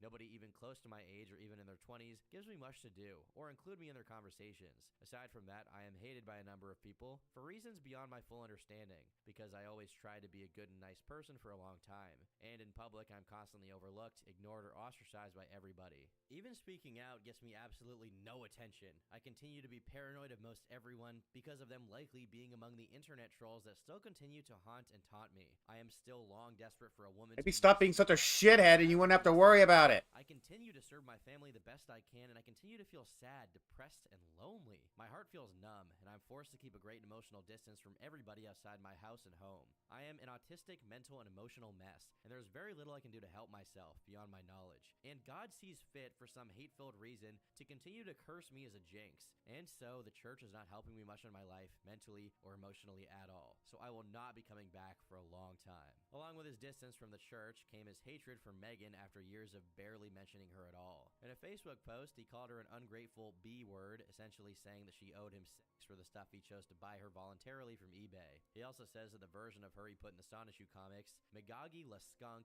no longer trusts her. Whatever You know, that if Chris had signifies. had existed at just a little bit later in time, he would have been one of those nice guy people with that kind of attitude. Certainly, Bob ate a Burger King. It's like, I bought you all this stuff and you won't even have sex with me. 84 had nothing to do with his passing, and it was all Megan's fault. Finally, I've been such a gentleman. posted I hope you burn in hell. which is a little too close for comfort. To Yeah, review it's the Wanda's exact same soul. thing. It's the exact same attitude. For the longest time, Chris, much Son like of a his bitch. parents, He was was a just... pathological hoarder See, who thought Chris Chan was a real trailblazer. He was doing all kinds of things Last before they were however, popular. that is Man, the what an entrepreneur. for sale, which is quite unusual. The first item, comically enough, was a package of all his used porn that he listed on Craigslist. This audit Lovely. a little while because all of the attention towards Chris Chan was drawn to when the Chandler household went And up. that was exactly when the house Curious to why it burnt happened was down. Due to the general hoarding, the kitchen sink was inaccessible, leading the downstairs bathroom sink to be the main source of water for the Chandler. When he tried because selling of his the own unusual amount of electricity online, in or near the bathroom. One of these things was the the coffee house firework, just which had set no itself on hoop fire. or It couldn't take it anymore. opening and closing, the quartz plastic covering was gradually chewed Turns away out that until the house wire was was haunted with exposed. ghosts This that were part just so pretty much grossed confirms out by the him apartment that it's just itself like, "Ah, simply is ah." a fire. After about 3 hours, the firemen managed to put the fire out, while Chris went on Facebook to complain at Keurig, blaming them for the brewer's faulty wiring. With a house that was as much of a fire hazard Yep. as theirs, it's unsurprising that a 3-hour-long fire absolutely ravaged their living space. At the time, they made it out with pretty much nothing but what they had on their backs. It would take about a year for the house to be restored to its former glory, and during this period, Chris and Jeez, Barb lived in a rental that's house actually provided by their insurance surprising company. that it would get Fortunately for them, restored. after the And place was cleared for them to visit and inspect the objects that had been damaged by the fire, many things what the were fuck left is that? unscathed. As soon as the chaos Like a died down, memorial Chris for the started Chris selling Chan things house on in eBay, Lego. so people generally presume this need for Fake. money was caused by the fire. On an unrelated note, in April, he says this on an email to one of the pretend girls he was communicating with. A new feat. I have just randomly done something that would normally be useless and trivial, and it would be something that would be more often done in a dream. But I actually did it, and I felt like I wanted to tell someone who would keep it confidential and possibly be interested. Right now, And since we're reading this right now, that means that was it is successful. obscene, and I mean no offense. I have reached from behind and under and pulled my penis and literally stretched it to being wedged between the middle of my butt crack. I could For push the head fuck's into the sake, hole. stop was it. really smelly I and know you I did had just not. bathed. Oh my god. Oh my god. And while stretched, the balls can remain tucked in, and I can walk like this. It is that long. And to take an opportunity, you, a lot of women around here, Did not you counting get the yours Cherokee today? women, I got mine have yesterday. relations That's with why I walk this unquote. way. I gave you permission to tell other women about it, only if you feel it valid for the conversation. Just when you thought that Chris couldn't be any more of an elegant gentleman. He's now practicing aerobics. People had been speculating that he had some psychological complex that made him want to bang himself all the way back when he created the Crystal character, and now it had come full circle. However, through some Nah, he's literally fucked himself. He remained homophobic, struggling to consider gay males a legitimate category of the LGBT acronym because of his feelings towards them. Another exquisite morsel of Chris's gender expression is the, and I quote, God, look at it. He looks like an old man. crafty and horror Jesus beyond Christ, human looks comprehension. What are you so talking about? Well, I'll let Oh, Chris that is not a explain. flattering I had something picture. done to me That is today. not a flattering I had picture, my something guy. done to me. Oh, I had a God. piercing on my taint on Monday the 15th, about where my Oh, I forgot he did this. I forgot he did that. with steel spheres, Yeah. of which I rendered to them as my unclean. I am tending to its cleaning Yeah, personally in okay, baths or well, showers, have as fun well with as that, boy. rubbing alcohol twice a day. I, Christian Weston Cause, Schindler, yeah, and that no other the outside opinions the from fact that it anyone, have long been stings. thinking about getting a piercing on my taint. That's mean to old men everywhere. Well, oh, okay. But the guy's 30. He's 30, like, or 30 something. Like, I can't believe how fucking, like, oh, that is such an unflattering photo. Understands me once and for all, lesbian soul trapped in a male body. Or to put it another way, I am a lesbian. Although that is true, I've know plenty of handsome old men. Totally But grossed me still, out. it's like, I'm glad that I tuck it underneath my taint, so I don't have to look down at the ugly. His long hair is like accentuating the fact that he has a balding spot going on, and You sods who continue to mislabel me as a homosexual male, or hint towards anything of that even in distasteful jest, you can all kiss my vagina of my soul. You might have noticed that it's because of how badly Chris treated their body over the years. Yeah, I haven't exactly been a saint to my body. Punish my worst enemy with that information. You know? Consider yourself lucky. Also, I'm real iffy on how accurate his locating of the organ is. And I'm It just kind of makes me wonder what he's been doing. recently done piercing, but then again, even if he got both of those things hilariously wrong, there's just no topping the fact that he chose. What's gonna happen to me? I The was, words yeah, perennial and piercing shouldn't even be in the same I haven't sentence. exactly been the most Here we healthy are, guy. Chris Chan. Once again, Chris gets roped into He must be an doing all-eyes something role. This time extreme. it was an open relationship that included Chris, Catherine, and another guy, Colin. Because of his plethora of bad past experiences with purely online dating, there was a lot more riding on going on an actual real-life date, and eventually it did take place. Catherine's retelling of how it went down follows. Chris wanted to spend an entire day together, go bra shopping at Target with him, wanted me to spend the night and watch movies with him, even asked me what I like for breakfast so he could buy it. It would have been kind of nice behavior if it weren't the first time he was going to meet this woman. I told him a few times that I wasn't going to spend the night with him, but he persisted in believing I would. He was 2 booths down, I bit the bullet and went over. He wanted me to use some stupid pickup line. What's a pretty girl like you doing in a place like this? But I just asked if he was... Yeah, I know the Fanta thing, but I don't think, I mean, it's not like he drank bleach. Evasive tactics, and I led him to our table. The look on the waitress's face Hi, was Mints. priceless. She may need some serious therapy after this. Chris was wearing a red t-shirt. Why would that, with a I mean, that wouldn't, like, make you go bald early in life or something. I don't know. And grotty sneakers. Oh, I think what's more telling than anything else is that he admitted that. So who knows what crazy effed up stuff he was doing that he hasn't even mentioned. Like injecting himself with lasagna, who knows? Was that Britney Spears perfume. I inject myself with lasagna, John. It's what I do. So I negotiated lunch like a T-Rex with stumpy little arms. Then he tried footsie under the table, and he stared at my tits a lot. In retrospect, I should have called him out on it. Barb's family apparently also think Barb is a useless drunken whore, too. A few days after the meeting, Chris told me that when Barb was young, she aggressively went after her sister's husband or fiancé. When he offered to show us his house, Exactly. he took What up we on it. do not know is maybe we, Al knew where we were going. maybe it's Chris better we seriously don't. drives like my Yeah, demented old that's grandma good, who Larry. doesn't have a license anymore because she kept going the wrong way up one-way streets. The place is bad. Much smaller than I thought it would be, too. It's overgrown, and there's broken glass everywhere. Okay, Everywhere you look, there's stuff. let's do a All question on garbage. Bob's old Discord. workshop is full of rubbish. His greenhouse is doing slightly better, but not much. There's an early 90s Cadillac. We'll in just the write it yard here with a on, plant just growing write it on out. here, my It's a guy. fire. They want to sell it and expect $2,000 to $5,000 for it. We go to the rental. It is literally stacked to the ceiling with stuff So in I'm places. doing a No redraw of exaggeration. Skullboy Chris for occupies fun. both upstairs What kind of rooms. weapon One's do you full of think Lego and Skull built-in would work fire use, damage whether with it no pull be out of it, a and the other gun has the or same some kind of broken bed as melee an old weapon? house. The Chandler's pets pee and poop in I the guess a bathroom gun. because they're too He's lazy the to most, take them for walks. Dogs are untrained, hate strangers. he is the most basic character I've ever made. However, I do have a plan for him of where his hoodie is actually like a tentacle thing.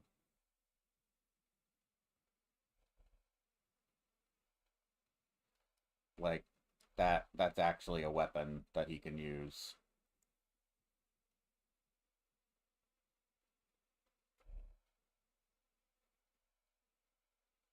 Like, it's not just a decorative thing, but it's like a venom tentacle that he can whip around. But he's such a try-hard, edgy teen, he would just use guns, because they look cool.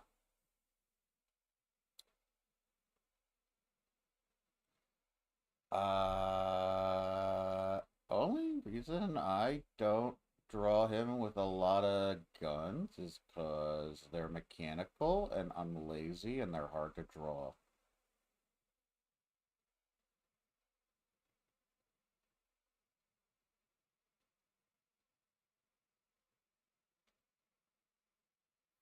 I have a lot of ideas for like where I could take Skull Mill,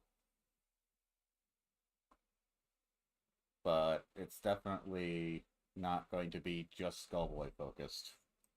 And are at least 20 pounds overweight. Their bellies all but drag on the floor. One nearly bit me when I offered to let it smell me. When we made our escape, Chris said, "You asked what a girl like me was doing in a place like this?" Which I didn't. "Well, I'm waiting for the sweetest, most honest woman in my life." And put his arm around me to kiss me, so I sneezed again to get him to back off. I waved at him when we got in the car, and he still thinks I blew him a kiss.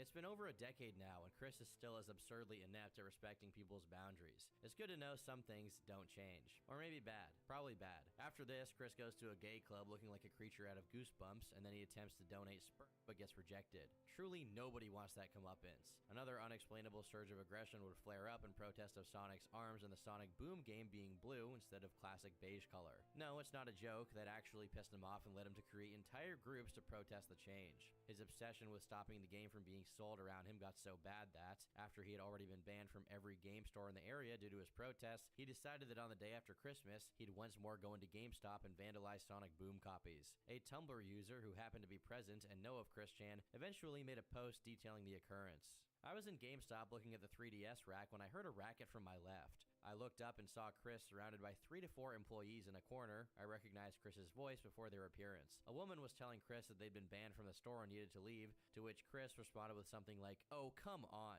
Can't we let bygones be bygones?" The employees ignored him and continued to tell him to leave and threatened to call security. Eventually, they dispersed to do so, which is about when I began filming. A woman buying a game at the counter asked the employee she had been interacting with what had just happened, and the employee replied that Chris was some guy that came in from time to time to mess with the Sonic Boom games because he was upset that Sonic's arms had changed color or something to that effect. Sadly, I did not check to see what happened to the Sonic Boom and only stayed for another 5 minutes or so before leaving. In the brief but very telling video that we have of the occurrence, we can see Chris in what can only be described as an incomprehensible getup, imperatively telling people not to call anyone, presumably because of his terrible fear of being pinned down and handcuffed. As he speed walks out of the GameStop, it's visible that he sprayed something on one of the employees' faces. Later on, it was revealed that he had maced this man for simply standing in his way. Unbeknownst to the bystanders, Chris was at the mall with his mother, but he got in such a state of nerves that in his hurry to leave, he left his elderly mother alone at the food court and drove away. When the police arrived, she was interviewed and soon Jesus after Christ, my guy. You are such a worthless piece of shit. You really left your mother at the food court? What is wrong with you? After the arrest, Chris was released on a $2,500 bail, and in October of the next year, almost a whole 10 months after the macing, Chris managed to plead his Class 6 felony down to a misdemeanor level assault and battery, and was served with 180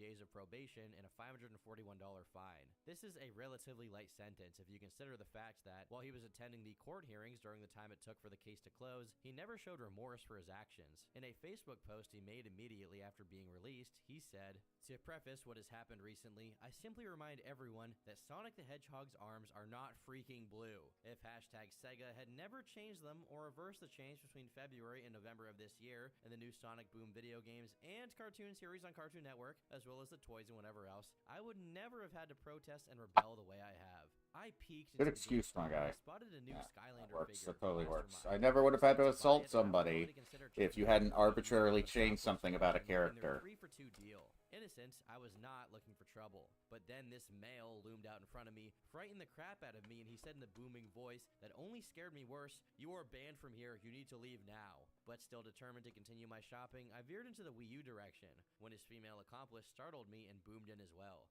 Still feeling frightened and mentally overloaded, I made a grab for my pepper spray to use in defense. I offered a few peaceful solutions, but she ended up sending him to go get security. So I shouted, "Fine, I'm leaving," and I dropped the figure. And on my way out, I told the male to not get anyone, and we both stopped near simultaneous. I still felt my own worse for wear with the fear, startle, paranoia, and I did not want him following me and causing more trouble upon me. And then in my defense and not to make my escape, I spritzed a minuscule amount of pepper spray downward, not What a into his mist! face. And then I What a did not learn mist! until much What a later whiff of that it pepper went a lot spray! worse than I had imagined it would, as well as learning Oh, that they but were it still was, called it was, Amazing oh, but and a Amazing little at that sample. particular store. I had What a no idea prick. of the contents of the pepper spray or that it was illegal for use in certain situations in the state of Virginia at all. And I had tried the stuff on myself days before in the upstairs bathroom. A 2-second spray onto my left wrist, some of it got into the bathtub wall as well. Like sampling a perfume or deodorant. It took me out My very God. well. I had to open the Fuck window, off. turn on the bathroom fan, and aim the box fan in the bathroom to air the place out. And I wiped the wall off as well. And of course I washed my hands. It took 15 to 30 minutes to make it bearable in there again. In the end, I was the victim. I did did not cause the original provoking. The assistant manager made the first attack onto me and provoked my defensive response. I was minding my own business, not looking for trouble. And then he startled me, similar to a potential rapist in a dark alley in a big city. Any of you would have done the same as I have, in defense and escape. And we can sue Sega for changing Sonic's arm color and ultimately this male getting pepper sprayed. Think about it seriously. If this wasn't bad enough, just a few days after the GameStop debacle, he was up in Walmart causing a ruckus and threatening to pepper spray the employees when they told him he was trespassing. Over his correspondence with a Kiwi Farms user about the incident, he referred to himself as Badass, while explaining that he didn't know for sure the people at Walmart with Walmart name tags were Walmart employees. The cherry on top is that he considers anyone using a threatening tone with him is a self-defense situation that warrants the pepper spray. It was now 2015. In his downtime, Chris worked on Sonichu for the first time in 5 years and posted to YouTube apologizing for his past homophobia. This apparent change in his demeanor didn't last very long, as soon after, he tries to guilt-trip distant family members into contacting Barb, invites people to his lesbian sleepover, presumably so that he can sexually harass them, as he's known to do. His work on Sonichu wasn't exactly selfless, as the comic was only reviewed when one of Chris's donation tiers on Etsy, which promised a 100-page issue of Sonichu for $1,000, was met by some madman with a lot of surplus cash. The donation was to no avail, though, as Chris defrauded him by neglecting to work on Sonichu, making only 16 pages out of the promised 100. Chris's videos take a serious turn for the worse at this point, as he shows frozen scene samples and posts a lesbian sex audition, in which he makes suggestive motions in order to impress a lesbian couple he supposedly was corresponding with at the time. Eventually, the reason Chris had been monetizing his creations more and more is revealed in a video called Please Donate, where he explains Barb has been sued for a debt of almost $5,000 that they need to pay off, and in order to do that, they need people to donate. Mind you, he says this while he's surrounded by a gaggle of expensive toys he's unwilling to sell. Later on, the money donated begins also being dedicated to Barb's dental work, which apparently is necessary because she has a lot of cavities and asthma meds. However, keeping in tune with his previously shrewd financial moves, Chris completely wastes the money by buying things like a PS4, Transformers toys, which he later destroyed when Trump won the 2016 election, and a plethora of other useless garbage. Meanwhile, he attacks Cole for not giving them more money and claims they're so poor that they can no longer afford soup. To make matters worse, Barb gets hit with more debt lawsuits, and so does Chris, eventually totaling over $30,000 worth of debt between the two of them. With all of this mounting, they begin struggles to pay their mortgage of $115,000.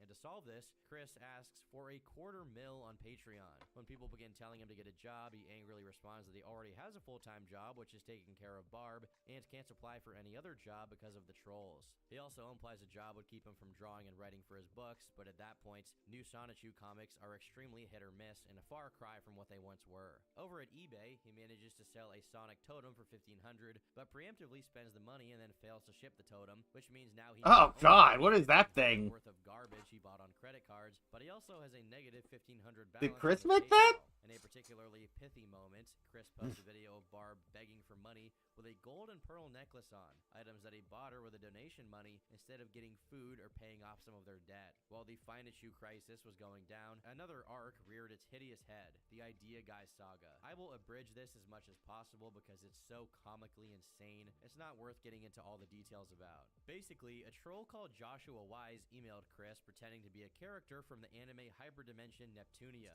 asking about Chris's Dreamcast. Shoot, and I saying forgot I have portal this. to Quickville, the land where Hang Sonic on. lives. What became immediately clear was that it was extremely easy to get Chris to believe things when you dangled the possibility of leaving the real world and escaping into the Sonichu universe. It was like pushing a button that instantly detached Chris from reality altogether. In fact, his abandonment of real life was so total that it would even override his sensibilities. Through the Neptunia trolling, Chris was talked into drawing an image of himself anally impregnating Sonichu, which is a sentence I never expected myself to say. The result of this was that now Chris believes Sonichu and a bunch of other fictional characters and their respective universes were alternate realities that he could access. After tricking Chris into unknowingly spreading Wignat jokes, the troll posting to Kiwi Farms said, Chris doesn't actually know about the Nazi jokes he just told. What really Actual happened Skullboy was that hoodie. White Knight tried to explain to him that he was making Holocaust references, and the thing was that I saw that coming beforehand. Check this out. So I told him that anyone who said otherwise Chris was a troll. Really, convincing Chris all this is happening isn't as hard as you might expect. In fact, all it takes is one of the free photos Isn't that of cool? Sites and Audacity to make Quickville come to life.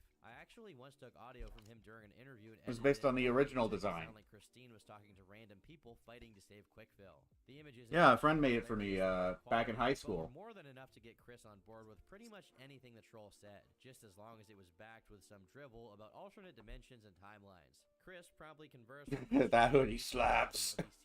Yeah. which is something straight from I've had it for ages. It's a shame I live in Florida. I can't really wear it all that much.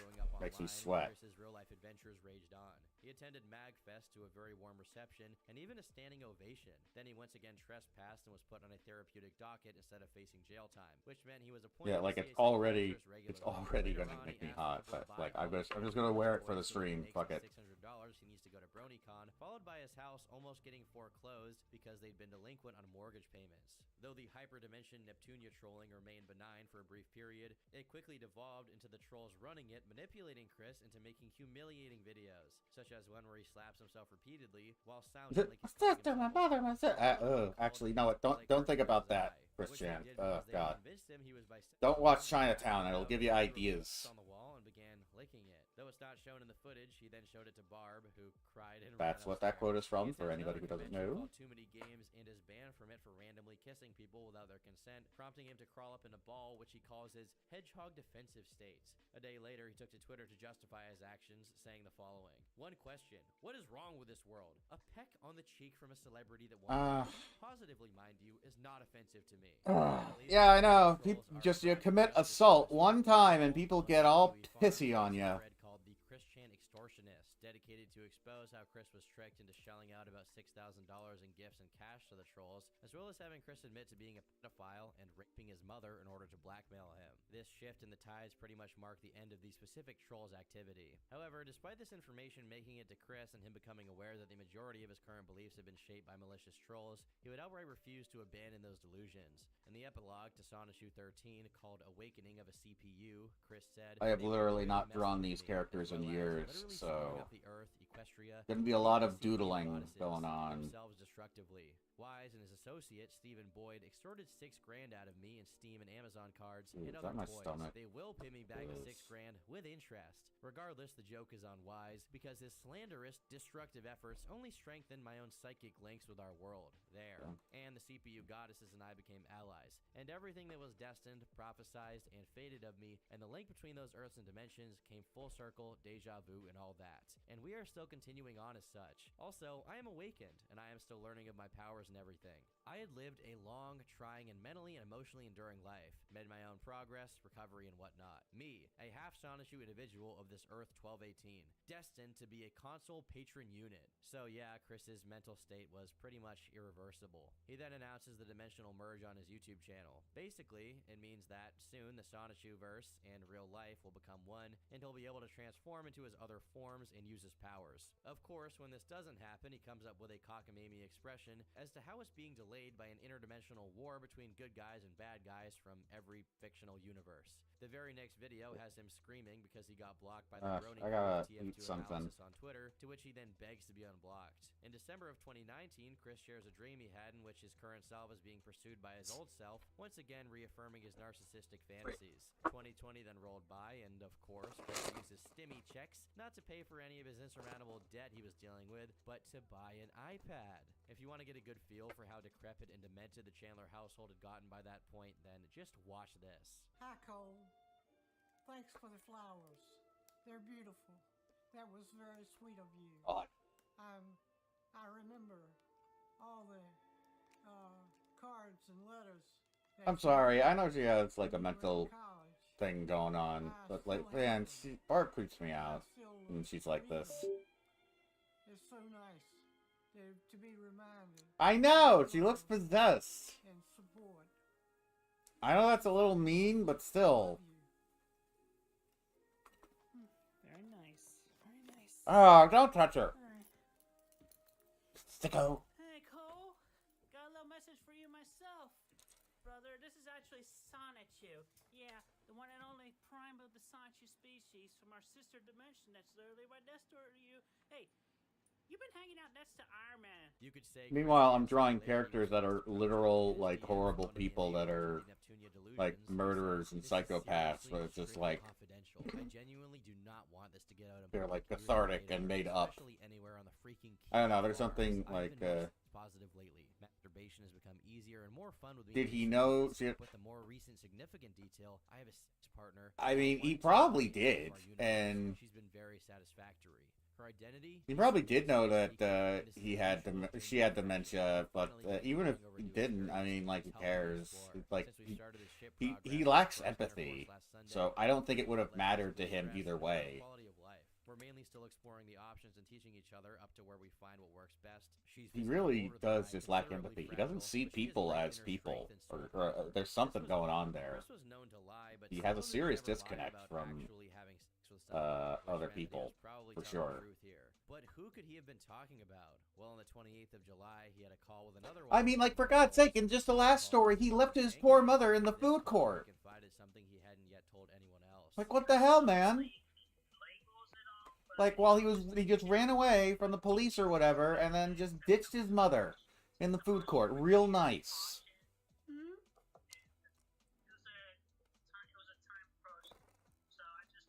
Man, what a class act. That's why it's so hard to, like, he's such a conundrum of a person. Just like, yeah, he's autistic and all that, but he's also really, really mean. I have a separate dedicated video about Isabella Janke, which was released as of the time all this went down, which is pretty easy to find and goes in more depth about her. As soon as this call was made public, Null became involved and started questioning. Alright, sorry for turning this into a Dorito ASMR. With Barbara. The air had shifted, and Null became noticeably more revulsed while talking to Chris, and he shut down the GoFundMe page he had set up for him. The police were informed, and Chris was served with an emergency protective order until the 5th of August, and was forbidden from communicating with his mother while she was at the hospital for a senior care inspection. Furthermore, Null decided to follow up on another lead regarding Chris and Barb's relationship, saying, Chris gave me access to his emails years ago to help out a while back during the Joshua Y situation. I've had access since. Chris is aware I have access to his emails, and after changing his password recently, gave me access Mint, to them again. since I've helped you're troll signing him up for spam on newsletters here, and things like that. why don't you suggest a drawing for me to do with one of the characters? Namely, let's say Psycho Kid, something for Psycho Kid to do. Like, just some kind of every so often, Chris mundane activity. I've always been under the impression that Barb tightly manages his finances and sends him a pittance.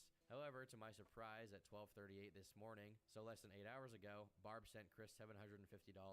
I asked Chris about this. The attached images show him questioning Chris about it, who replied that Barb hadn't sent him any money at all. Eating cereal from a skull. Which he justified. Not bad. It was an emergency, and that he planned on sending her the money. Thank you, Larry. No, as this could classify as a violation of the protective order. Although, actually, you know what? That's kind of something Skullboy would do. That would fit his character, because that's really, really fucking mundane. He rambles about Sonichu and the Merge. He's extremely boring. Going to jail and being separated from his network of bloodied up knife. Certainly had no beneficial effects on Chris's state of writing on Skullboy. No. See, not involving another character. He sent from jail. He says, firstly and vitally, it should be made obvious. Just Psycho Kid, and something he would actually be doing. Like, I don't know. Can directly be compared and matched with that which have been chronicled of none other than Jesus Christ of Nazareth himself in any holy Bible. Sounds reasonable. In a later letter, he justifies what he did to Barb, essentially cutting out paper dolls or something like that. Heard of Christine, our Lord, having foreknown hello, Magna, or she would have ended up what was that? Our Lord by such a circumstance as a vehicular accident in August 2021. Oh, I know what it is. Stop it. Emotional depression and trauma. Wednesday, November 24th, 2021, Barbara was in the van and got hit by a tractor trailer. Eating the mailman. Okay. But Barbara survived. I like that. I like it. Oh, right. You know what? Thank you for reminding me. I made him more dog-like in the previous comic. I need to remember that. He's kind of an Igor dog sort of thing. Okay, yeah, I could do something like that. Like, he's just eating, like, here's a mail bag next to him, and he's just eating mail. And there's, like, a leg or something next to him. See, that's fine. Okay. That works. this time, the And with people are Skullboy, he was he could be simply eating out of a bowl of society. cereal, Just a hopeful second but the bowl is possibility of Skull. the That CW works for Sonic him. Empire meeting its demise in a jail cell glimmered in the horizon, but in Christian Eat the neighbor's cat. Yeah, we'll see how far I go with all that stuff. But And until next time, probably go oh, inside okay, after good. watching this video. The documentary is actually over. I guess there's not really much else to say about Christian right now until we find out if he's going to, well, be able to do anything ever again. See, I got something else in mind for Skull as well. Arguing with the damn toaster.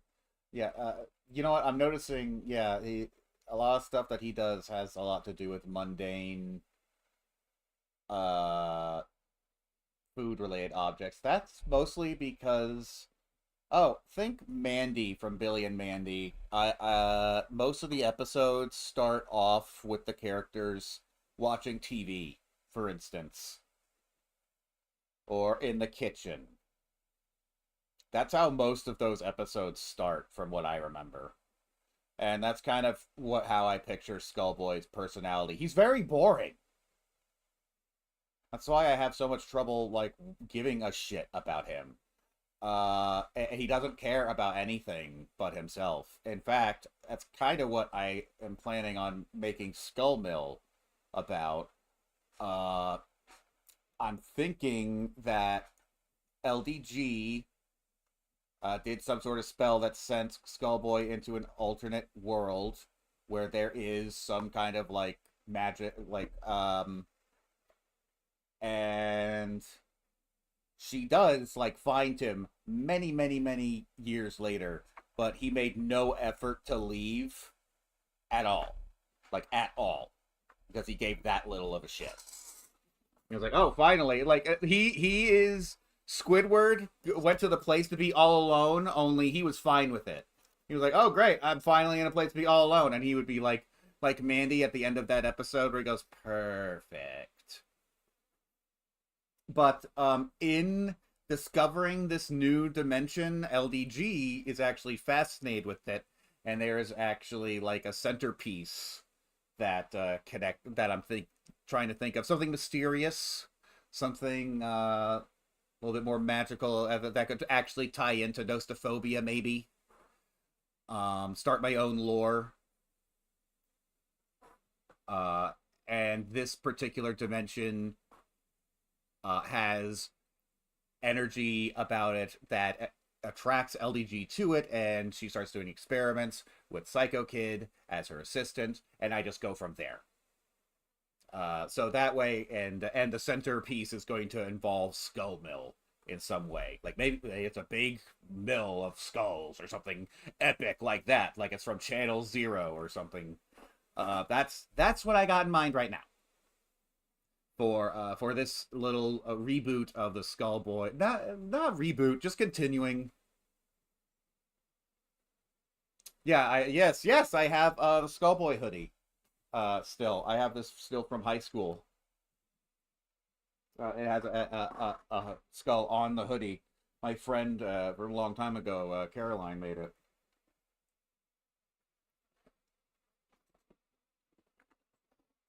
Oh, excuse me. But that is basically what I have in mind for doing for some kind of new reboot. But that's just off the top of my head. I could also do something way simpler than that.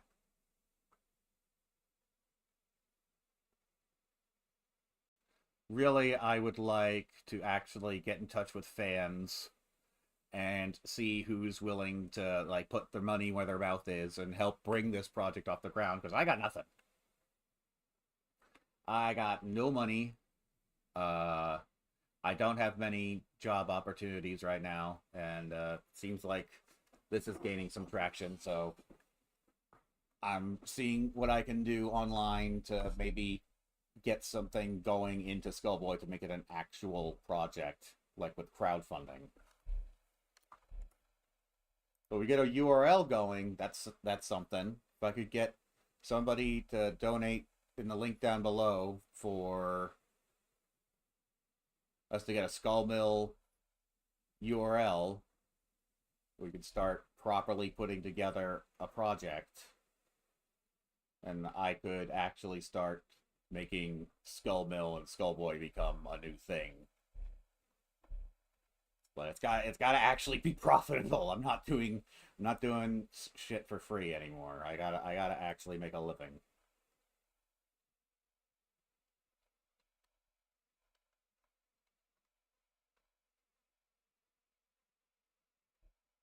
Nosophobia is already going really well for me, but that's going to take ages for me to put together. Like, you want to know why Vizzy Pop hasn't put out any Has Been Hotel or any of those other things that she's been working on? It's because it takes a while to write that shit. You know, with Hell of a Boss, it's a lot more digestible, weekly-esque adventure episodes. Even that has a lot of complicated lore going on it. But it has more of a formula going on, and it's a lot more self-contained that doesn't affect the other properties. So I'm hoping to make Skullboy something like that. Something that is very self-contained, easy to put out, but actually generates some revenue. I'm not doing this work for exposure crap anymore. That's bullshit. And put together my own community here on YouTube and see how it goes.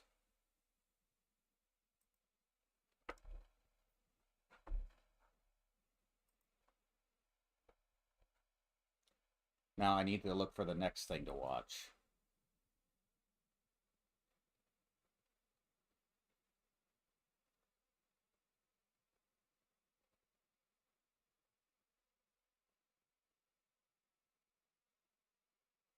You know, I'm gonna have to do a more broad title card so that I'm not always stuck watching Chris Chan.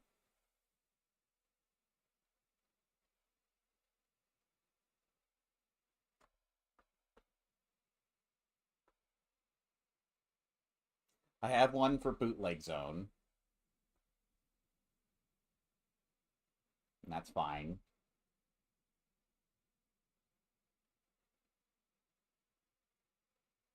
I wish I had a goddamn PayPal to help you out, man. Well, PayPal's free. But whatever. I'm just put myself out there. I already set up a PayPal donation link in the description.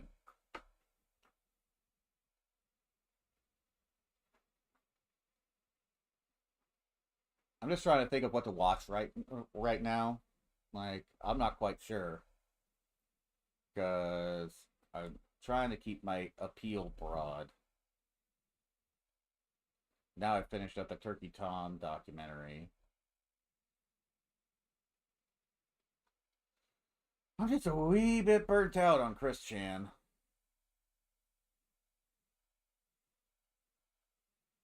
I could just put on Bootleg Zone, because that's pretty safe. Oh, I also really like Internet Historian.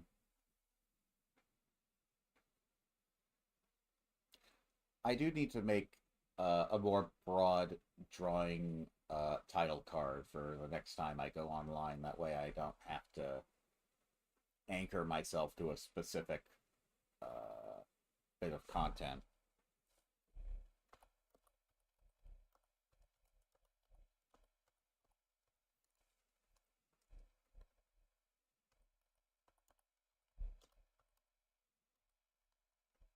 I think I'll do Internet Historian Story Mode.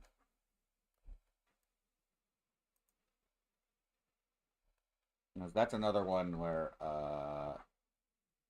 I know he has said in his videos, he said he has no problem with people streaming his content, so I know there'll be no problem there.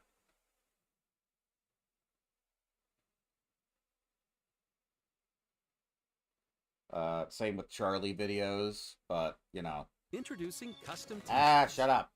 I know about custom t-shirts.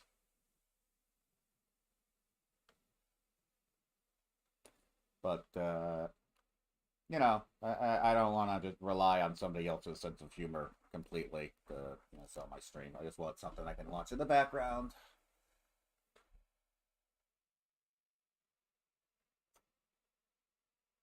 I'm trying to look for Parasite Eve. That one's really funny.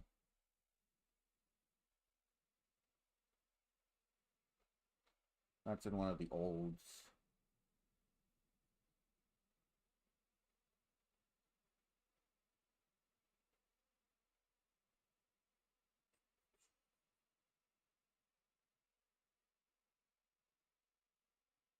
Huh. I must have missed it.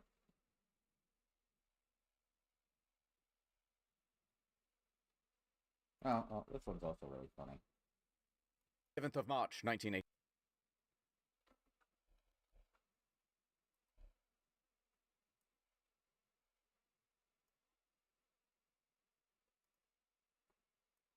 Gotta set up the picture again.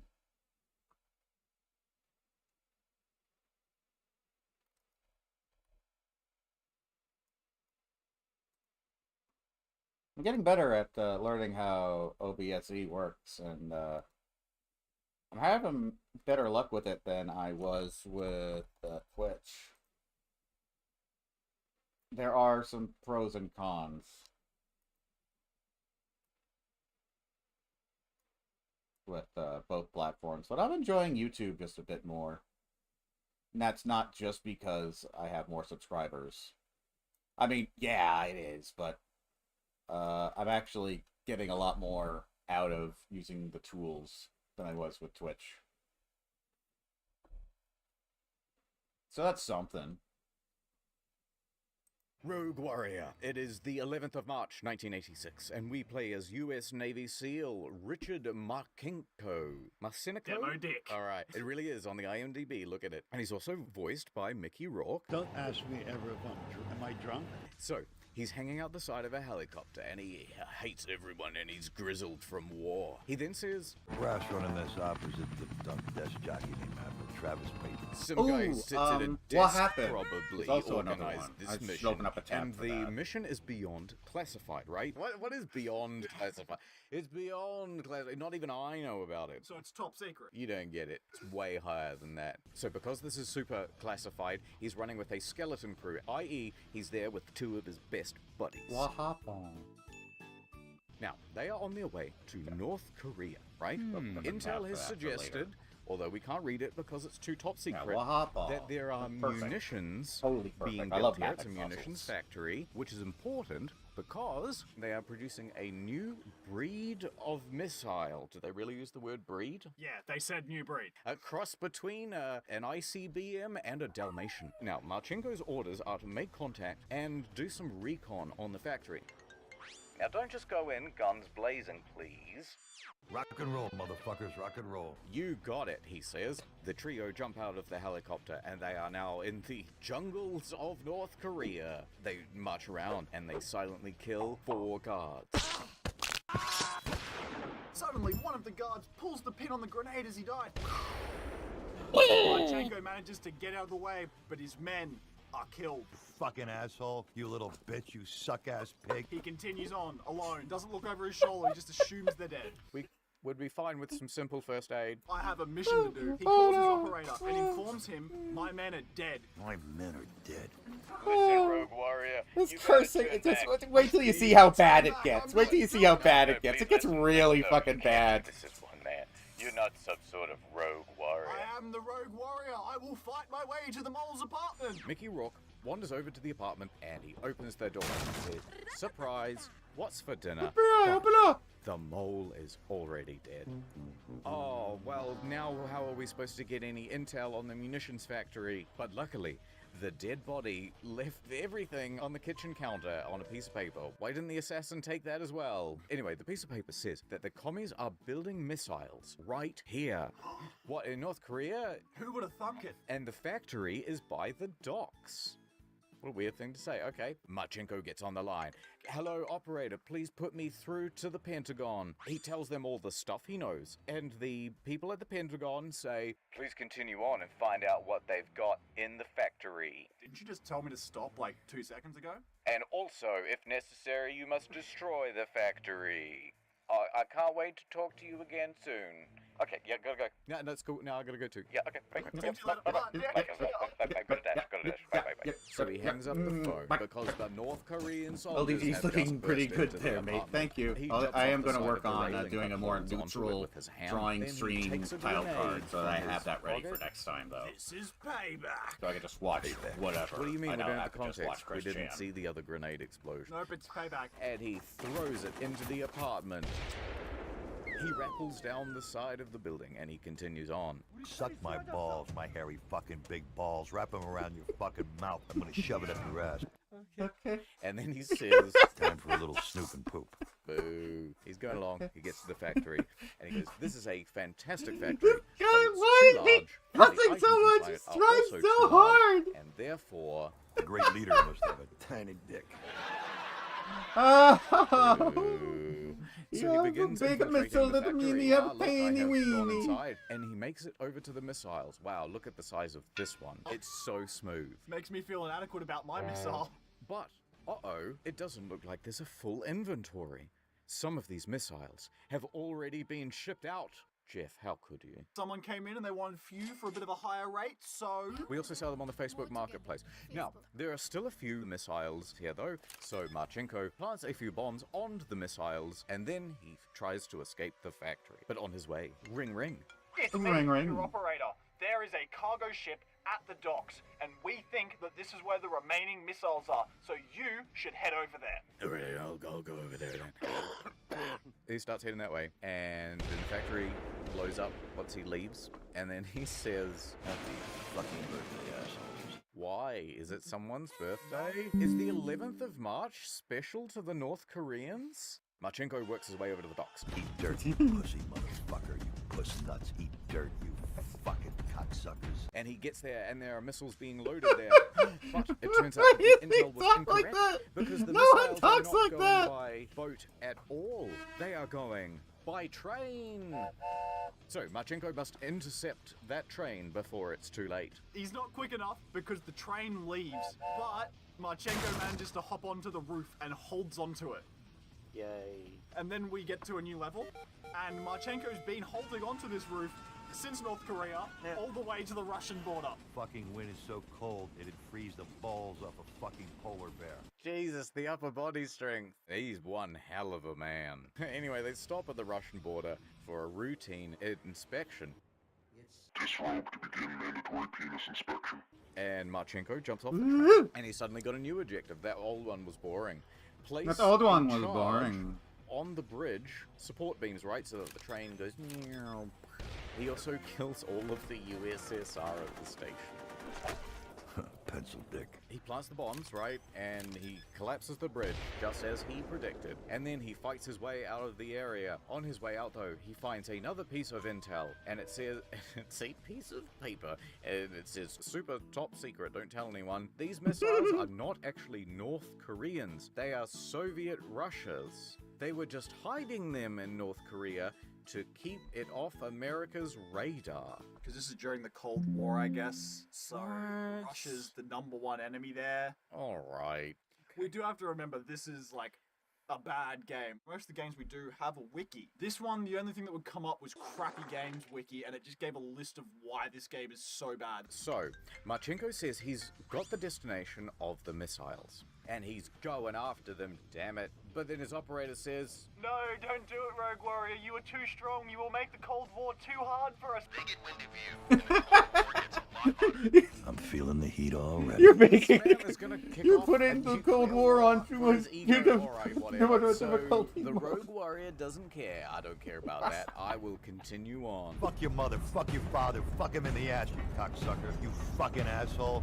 So the Calm Rogue Warrior down! escapes the era. We God. then get a mission brief. Who wrote this? The latest shipment of missiles was sent to an old palace. Why would you keep them there? Alright. We must infiltrate the old palace and locate the control center and destroy the facility and escape because it's so exciting.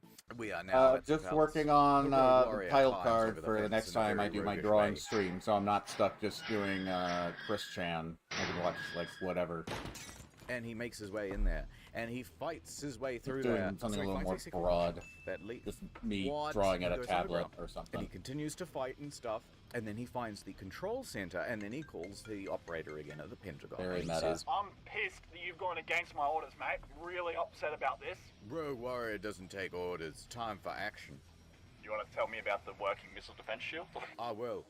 My name is Rogue Warrior, and I will tell you that the Soviets have been working on a missile defense shield, and that means that they can shoot American nukes out of the sky before they even hit Russia, and that also gives them first strike capability with no retaliation. And Oh yeah, I also, finished the Turkey that Tom means documentary, that so I we're will need watching to use Internet this Historian control now. panel to reprogram the missiles.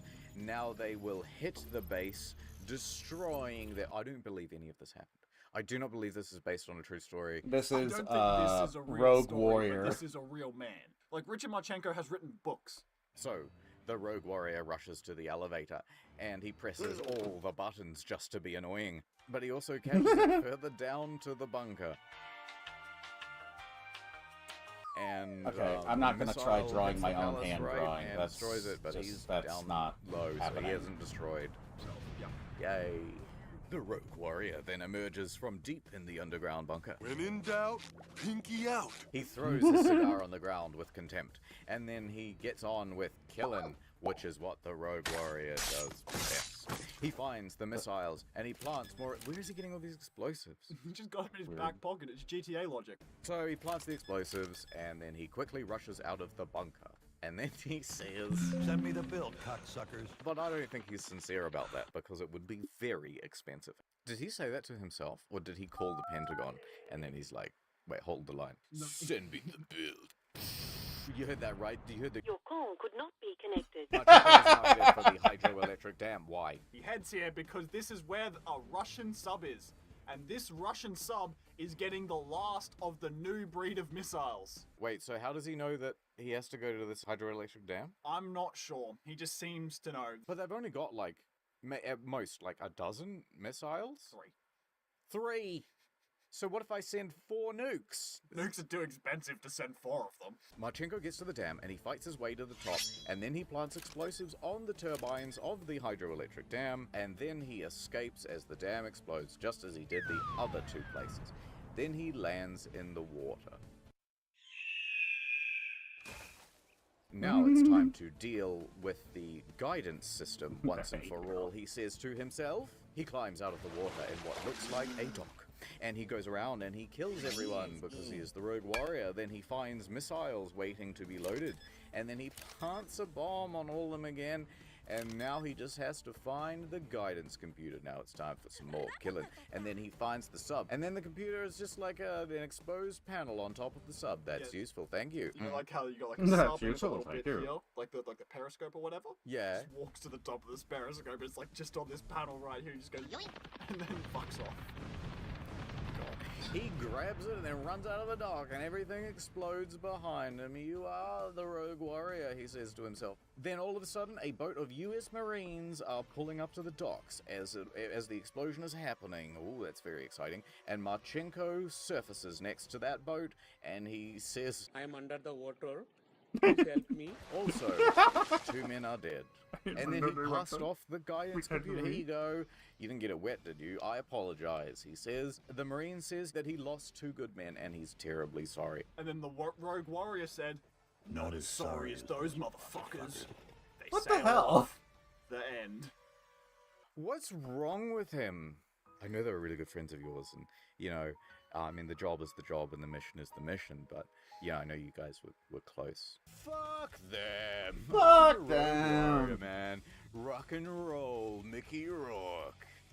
Okay, right. Rogue questions. Why did Mickey Rourke agree to do this if his heart won in it? Paycheck. Was this before or after The Wrestler? Oh, late 2009. Okay, so they would have asked him to do this after The Wrestler came out. I would be amazed if they took more than a weekend. I reckon they just attached a lapel mic to him and said, you just go about your normal life and we'll use the mic. I'm gonna stick my hand up your ass and rip your fucking brain out through your asshole. This game's very confusing. The end credits are like a weird rap remix of all his swearing throughout. Oh, okay. It's playing underneath us right now, to be honest. Fuckers are out for us. Hi-ho, hi-ho, this fucker's gonna blow. You know, That's I so don't hate it on the lame. release today, didn't it? It did. I swear to God, if this was one of the tracks, I wouldn't even notice that much. Like, you just put like a few like organ noises. Dun, dun, Jesus is king. Dun, like right over the top. This would fit in perfect. I'd seek motherfuckers. Anybody home? Hey, Daddy's here. Come on. Let's... Sounds like a movie soundtrack. I'm gonna fuck your mother in the ass, and then I'm gonna chop her fucking head off, okay? Holy shit! Jesus Christ! Who is he talking to? Edgy This is not a teenager Rogue Warrior. shit. This is like crazy person talking to himself. I on would the know. street. Hold on a minute. Marchenko. He looks exactly like the video game. Oh, that's him. wow. Yeah, okay. So if we say bad stuff about him, is he gonna come along and like fuck my mother and fuck my father? Wrap his balls around your throat or whatever. Time comes for us all. The idea that this guy is going into battle, you know what I mean? Being wheeled up to the mission. The liquor store. A different liquor store. The liquor store again. Is he He's getting one of paid those. to go to them? Because he's wearing a Fubar tequila shirt. I think he sells a tequila. Right. And then, oh look, he's here with some ladies. Is Richard Marchenko not 6 foot? I guess Americans genuinely do love him, though. Hold on. Wait, when I was this think released? I figured out why it's Mickey Rourke. I reckon Richard Marchenko has a funny accent. I joined in 1958 and went Nope. to the Navy. What the fuck? He sounds totally normal. I reckon he should. Why didn't he do the voice? He would have read those lines. It's like, I'm gonna fuck your mom, gonna fuck your dad. Gonna fuck He would mom. have just go, that's not what I would say at all. You know what it feels like? It feels as though they had a team of only 20 people. Very limited budget, very limited time frame. The scope was just really generic. And then they had one guy in charge whose second language was English. And he would not compromise on anything. This had to be the baddest motherfucker in town, and so he was gonna just have sex with everybody. And his balls were gonna be everywhere. You know what? Okay, you know what this is missing? It's not the vulgarity of the Balls language, are gonna although be even that doesn't everywhere. make me just go, ugh. It honestly just sounds like a child trying to swear. But then the Yep. real problem is, okay, you know what, you're really gonna go for like edgy and all that sort of stuff? Well then it's time for a shitload of violence. And that's really fun. You know, he runs up to some North Korean guy, cuts open his stomach, puts a grenade in, then kicks him into a submarine. And- Fatality. Demo Dick wins. or, you know what? He could have just done the things that he said he was going to do. He could have showed up and fucked someone's mom, had sex with someone's dad. I'd respect him more, to be honest. Yeah, you know what? Yeah, if Yeah, you're you're gonna do something, you should do something. You know what? A man's only is worth as much as his word. Yeah, gosh poor North darn it. Korean's mom was just Make waiting it for happen. Warrior coming around. Honestly, Don't be a I guess he coward. was a much better Get out man. there and fuck that guy's mom. Shit, fucking piss, goddamn shit, goddamn Jesus fucking Christ, Jesus. Goddamn Christ.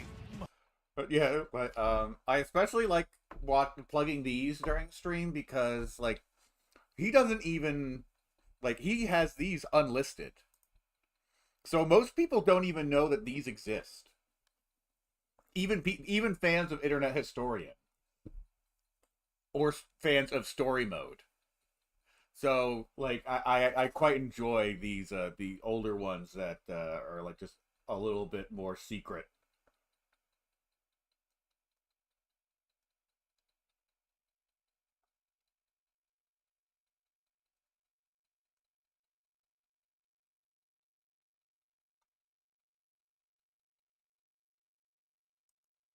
Blair Witch is playing.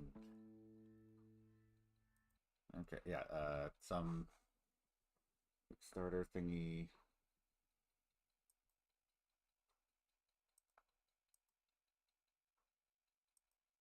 Oh no, I'm missing the picture. Oh wait, is the picture still working? Oh, it is. Good. Nice. The Witch. The movie? No, it's the game. It's not the movie. Oh, I thought I had to set it up The again. year is 1996. Ellis Lynch and, more importantly, his dog Bullet are traveling to the village of Burkittsville in the Black Hills Forest. Radio tells us that a 9-year-old boy named Peter Shannon is missing. He's the latest in a long line of disappearances dating back to 1994. How mysterious. When a group of students ventured into the woods and never returned. Ellis is on his way to help the search party. He receives a call from his ex-wife Jess. She's worried about his mental health. Really shouldn't be on the phone while driving, but whatever. Where's the rest of the search party? They're already doing their job. He just decided to tag along, that's all. Oh. Yeah. At the campsite, Ellis grabs his trusty torch and best boy Bullet and heads into the forest. Best boy Bullet. Talkie. Me findy, me kiki. The rule of the forest. Ellis calls up Sheriff Lanning to report in. Lanning reluctantly allows Ellis to follow along behind the group. Damn it, kid, you're reckless. But you're the only man for the I gotta do it, Chief. You don't understand. It's on my ass. This is the last job before I retire. You burned down 3 forests last time and caused the city $200 million worth of damage. But I got the job done, damn it. It was all worth it just to see that little boy's smile. What the hell did I walk into?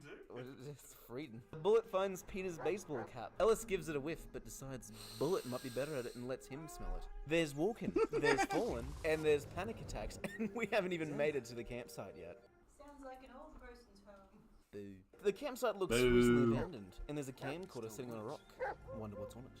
Hey everyone. Ellis just decides to black out, because, okay. He dreams about the total destruction of his marriage, his constant suicidal thoughts, and meeting Bullet. Aww. Ellis wakes up. It's the middle of the night. In the camcorder is a new tape. It shows a small child playing with a toy police car. Watching the tape brings the toy into reality. Ooh, mind freaky stuff. Bullet sniffs the police car and runs away. Ellis follows, hot, on his trail. There's a big white tree, and some World War II trenches, as well as a run-down old car. Bullet finds another red tape, and it shows a tree falling onto a logging cart. Looks like Peter's alive, but he's not alone. He's been kidnapped. Ellis finds Peter's baseball in the trenches, and Bullet takes another muddy sniff. Bullet takes off, dumb fucking dog. I've got a bullet with your name on it. Oh, we got that joke in the video. It's coming up later. Just wait for it. Leaving Ellis to thrash about by himself until something catches his eye. It's a forest monster. Uh-oh. A shadowy Something wrong figure with the covered connection? in leaves and twigs. Ellis scares it off with his flashlight. No, looks like it's fine. And it scurries into the woods. Hey, it's that cart from the video with the tree. Yeah, it's rewind time. Past the cart is a broken bridge. Guess I'll have to find another way. Alright. When's the witch gonna show up? Ellis gets a call from Sheriff Lanning. Says he's found the strange Where's white the tree witch? Ellis makes his way back to the tree, but when he gets there, Lanning is nowhere to be seen. Over the walkie-talkie, Lanning tells Ellis he's standing directly under the tree, but Ellis can't see him anywhere. God damn it. There's a rustle in a nearby bush. Get out of there, Russell. As well as some commotion nearby. Ellis runs to the broken down car. It's as good as new somehow. Just needs a little TLC and she's good to go. Ellis hops in and turns on the headlights and suddenly it's morning. Ooh, supernatural. Bullet finds a small pile of branches and starts digging. Here, let me help you. You gotta put your back into it. Oh my god, it's Sheriff Lanning. No, not the sheriff. Oh, he's my favorite character.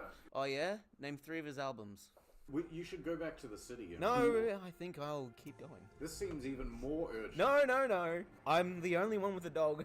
I'm the only one who can find the kid and the murderer. Another red tape. Looks like Lanning got whacked by some mystery man. Ellis picks up the murder weapon with his bare hands. Nice policing there, Ellis. And Bullet gives it a good old sniff. Blood. Could just be red goo. Yeah. It's always gotta be a comment. Every 2 lines. It's fucking 40 minutes long recording already. Jesus. They stumble onto a swamp. On the ground there's an old swamp. Yeah, there's a swamp in the forest. Leave it alone. Get out of me, swamp. So the witch is actually just Shrek? One element to it. Can I read the script?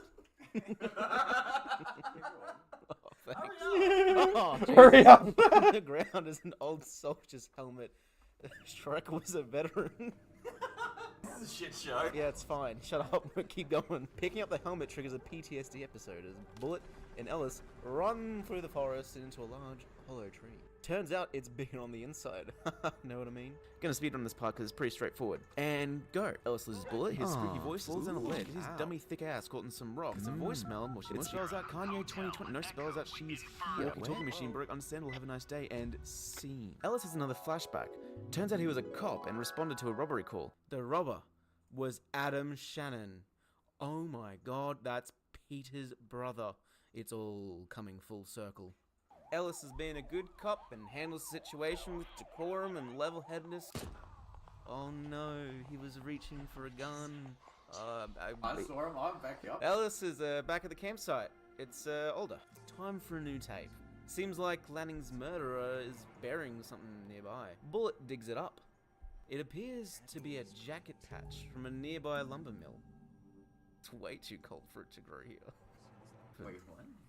He buries a patch from a jacket into the ground. It's never gonna grow in this kind of weather. Oh, okay. Yeah, right, okay. It's a big brain joke. Bullet takes a sniff and runs off. Further along, the pair find a burnt down part of the forest, littered with street signs and rubble and etc. Something is moving in the leaves. As they swirl up, it attacks Alice. It's time for some parkour. Ellis dodges the leaves and makes his way to the other side of the rubble. As he runs, he has a PTSD attack and collapses. He remembers his time spent deployed in the Middle East. You're making fun of his veteran. He was just a cook, though. Bullet pulls Ellis out of his PTSD episode. Whoa. Don't lick my face. Get out! I'm recording a video. Ellis finds a logging cart and hops in. They cross over a bridge and reach Camp A. Another red tape. It shows how to fix the Camp A steam donkey. They raise the log and continue on their way. Really bumpy road. Ellis and Bullet finally reach the lumber mill and start snooping around. Upstairs is an infirmary, and there's an injured man lying on a cot. Hello, sir, I'm Dr. Lynch, no relation. Looks like you've lost a foot. Though to tell you the truth, you don't look any shorter to me. Oh, it's just a little doctor's joke there, sir. Unfortunately, we're gonna have to take the other one as well. Ellis pokes and prods the man until he reads his dog tags, triggering the room to transform.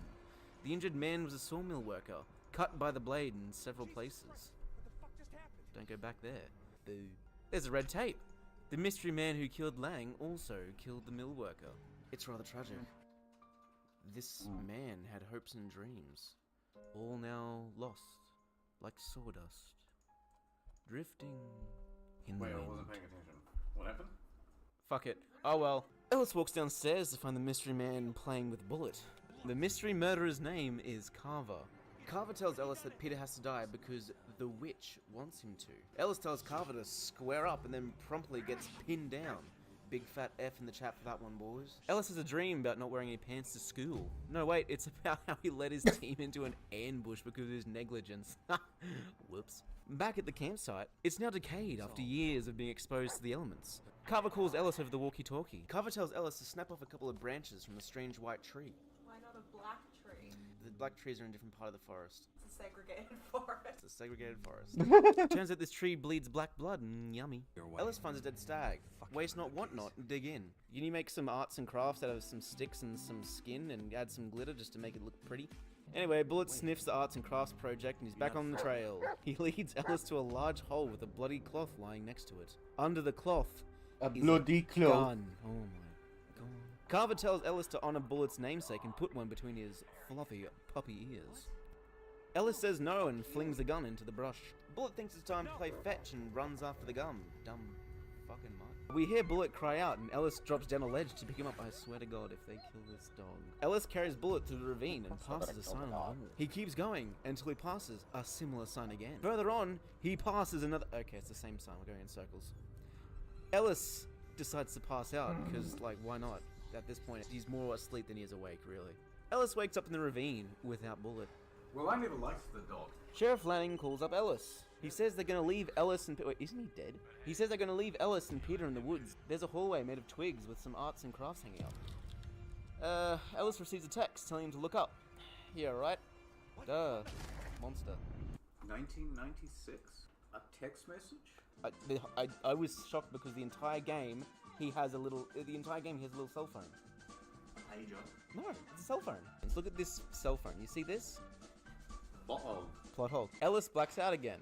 He wakes up to Carver attacking and man, this guy just blacks out like it's nothing. He's back at the campsite again.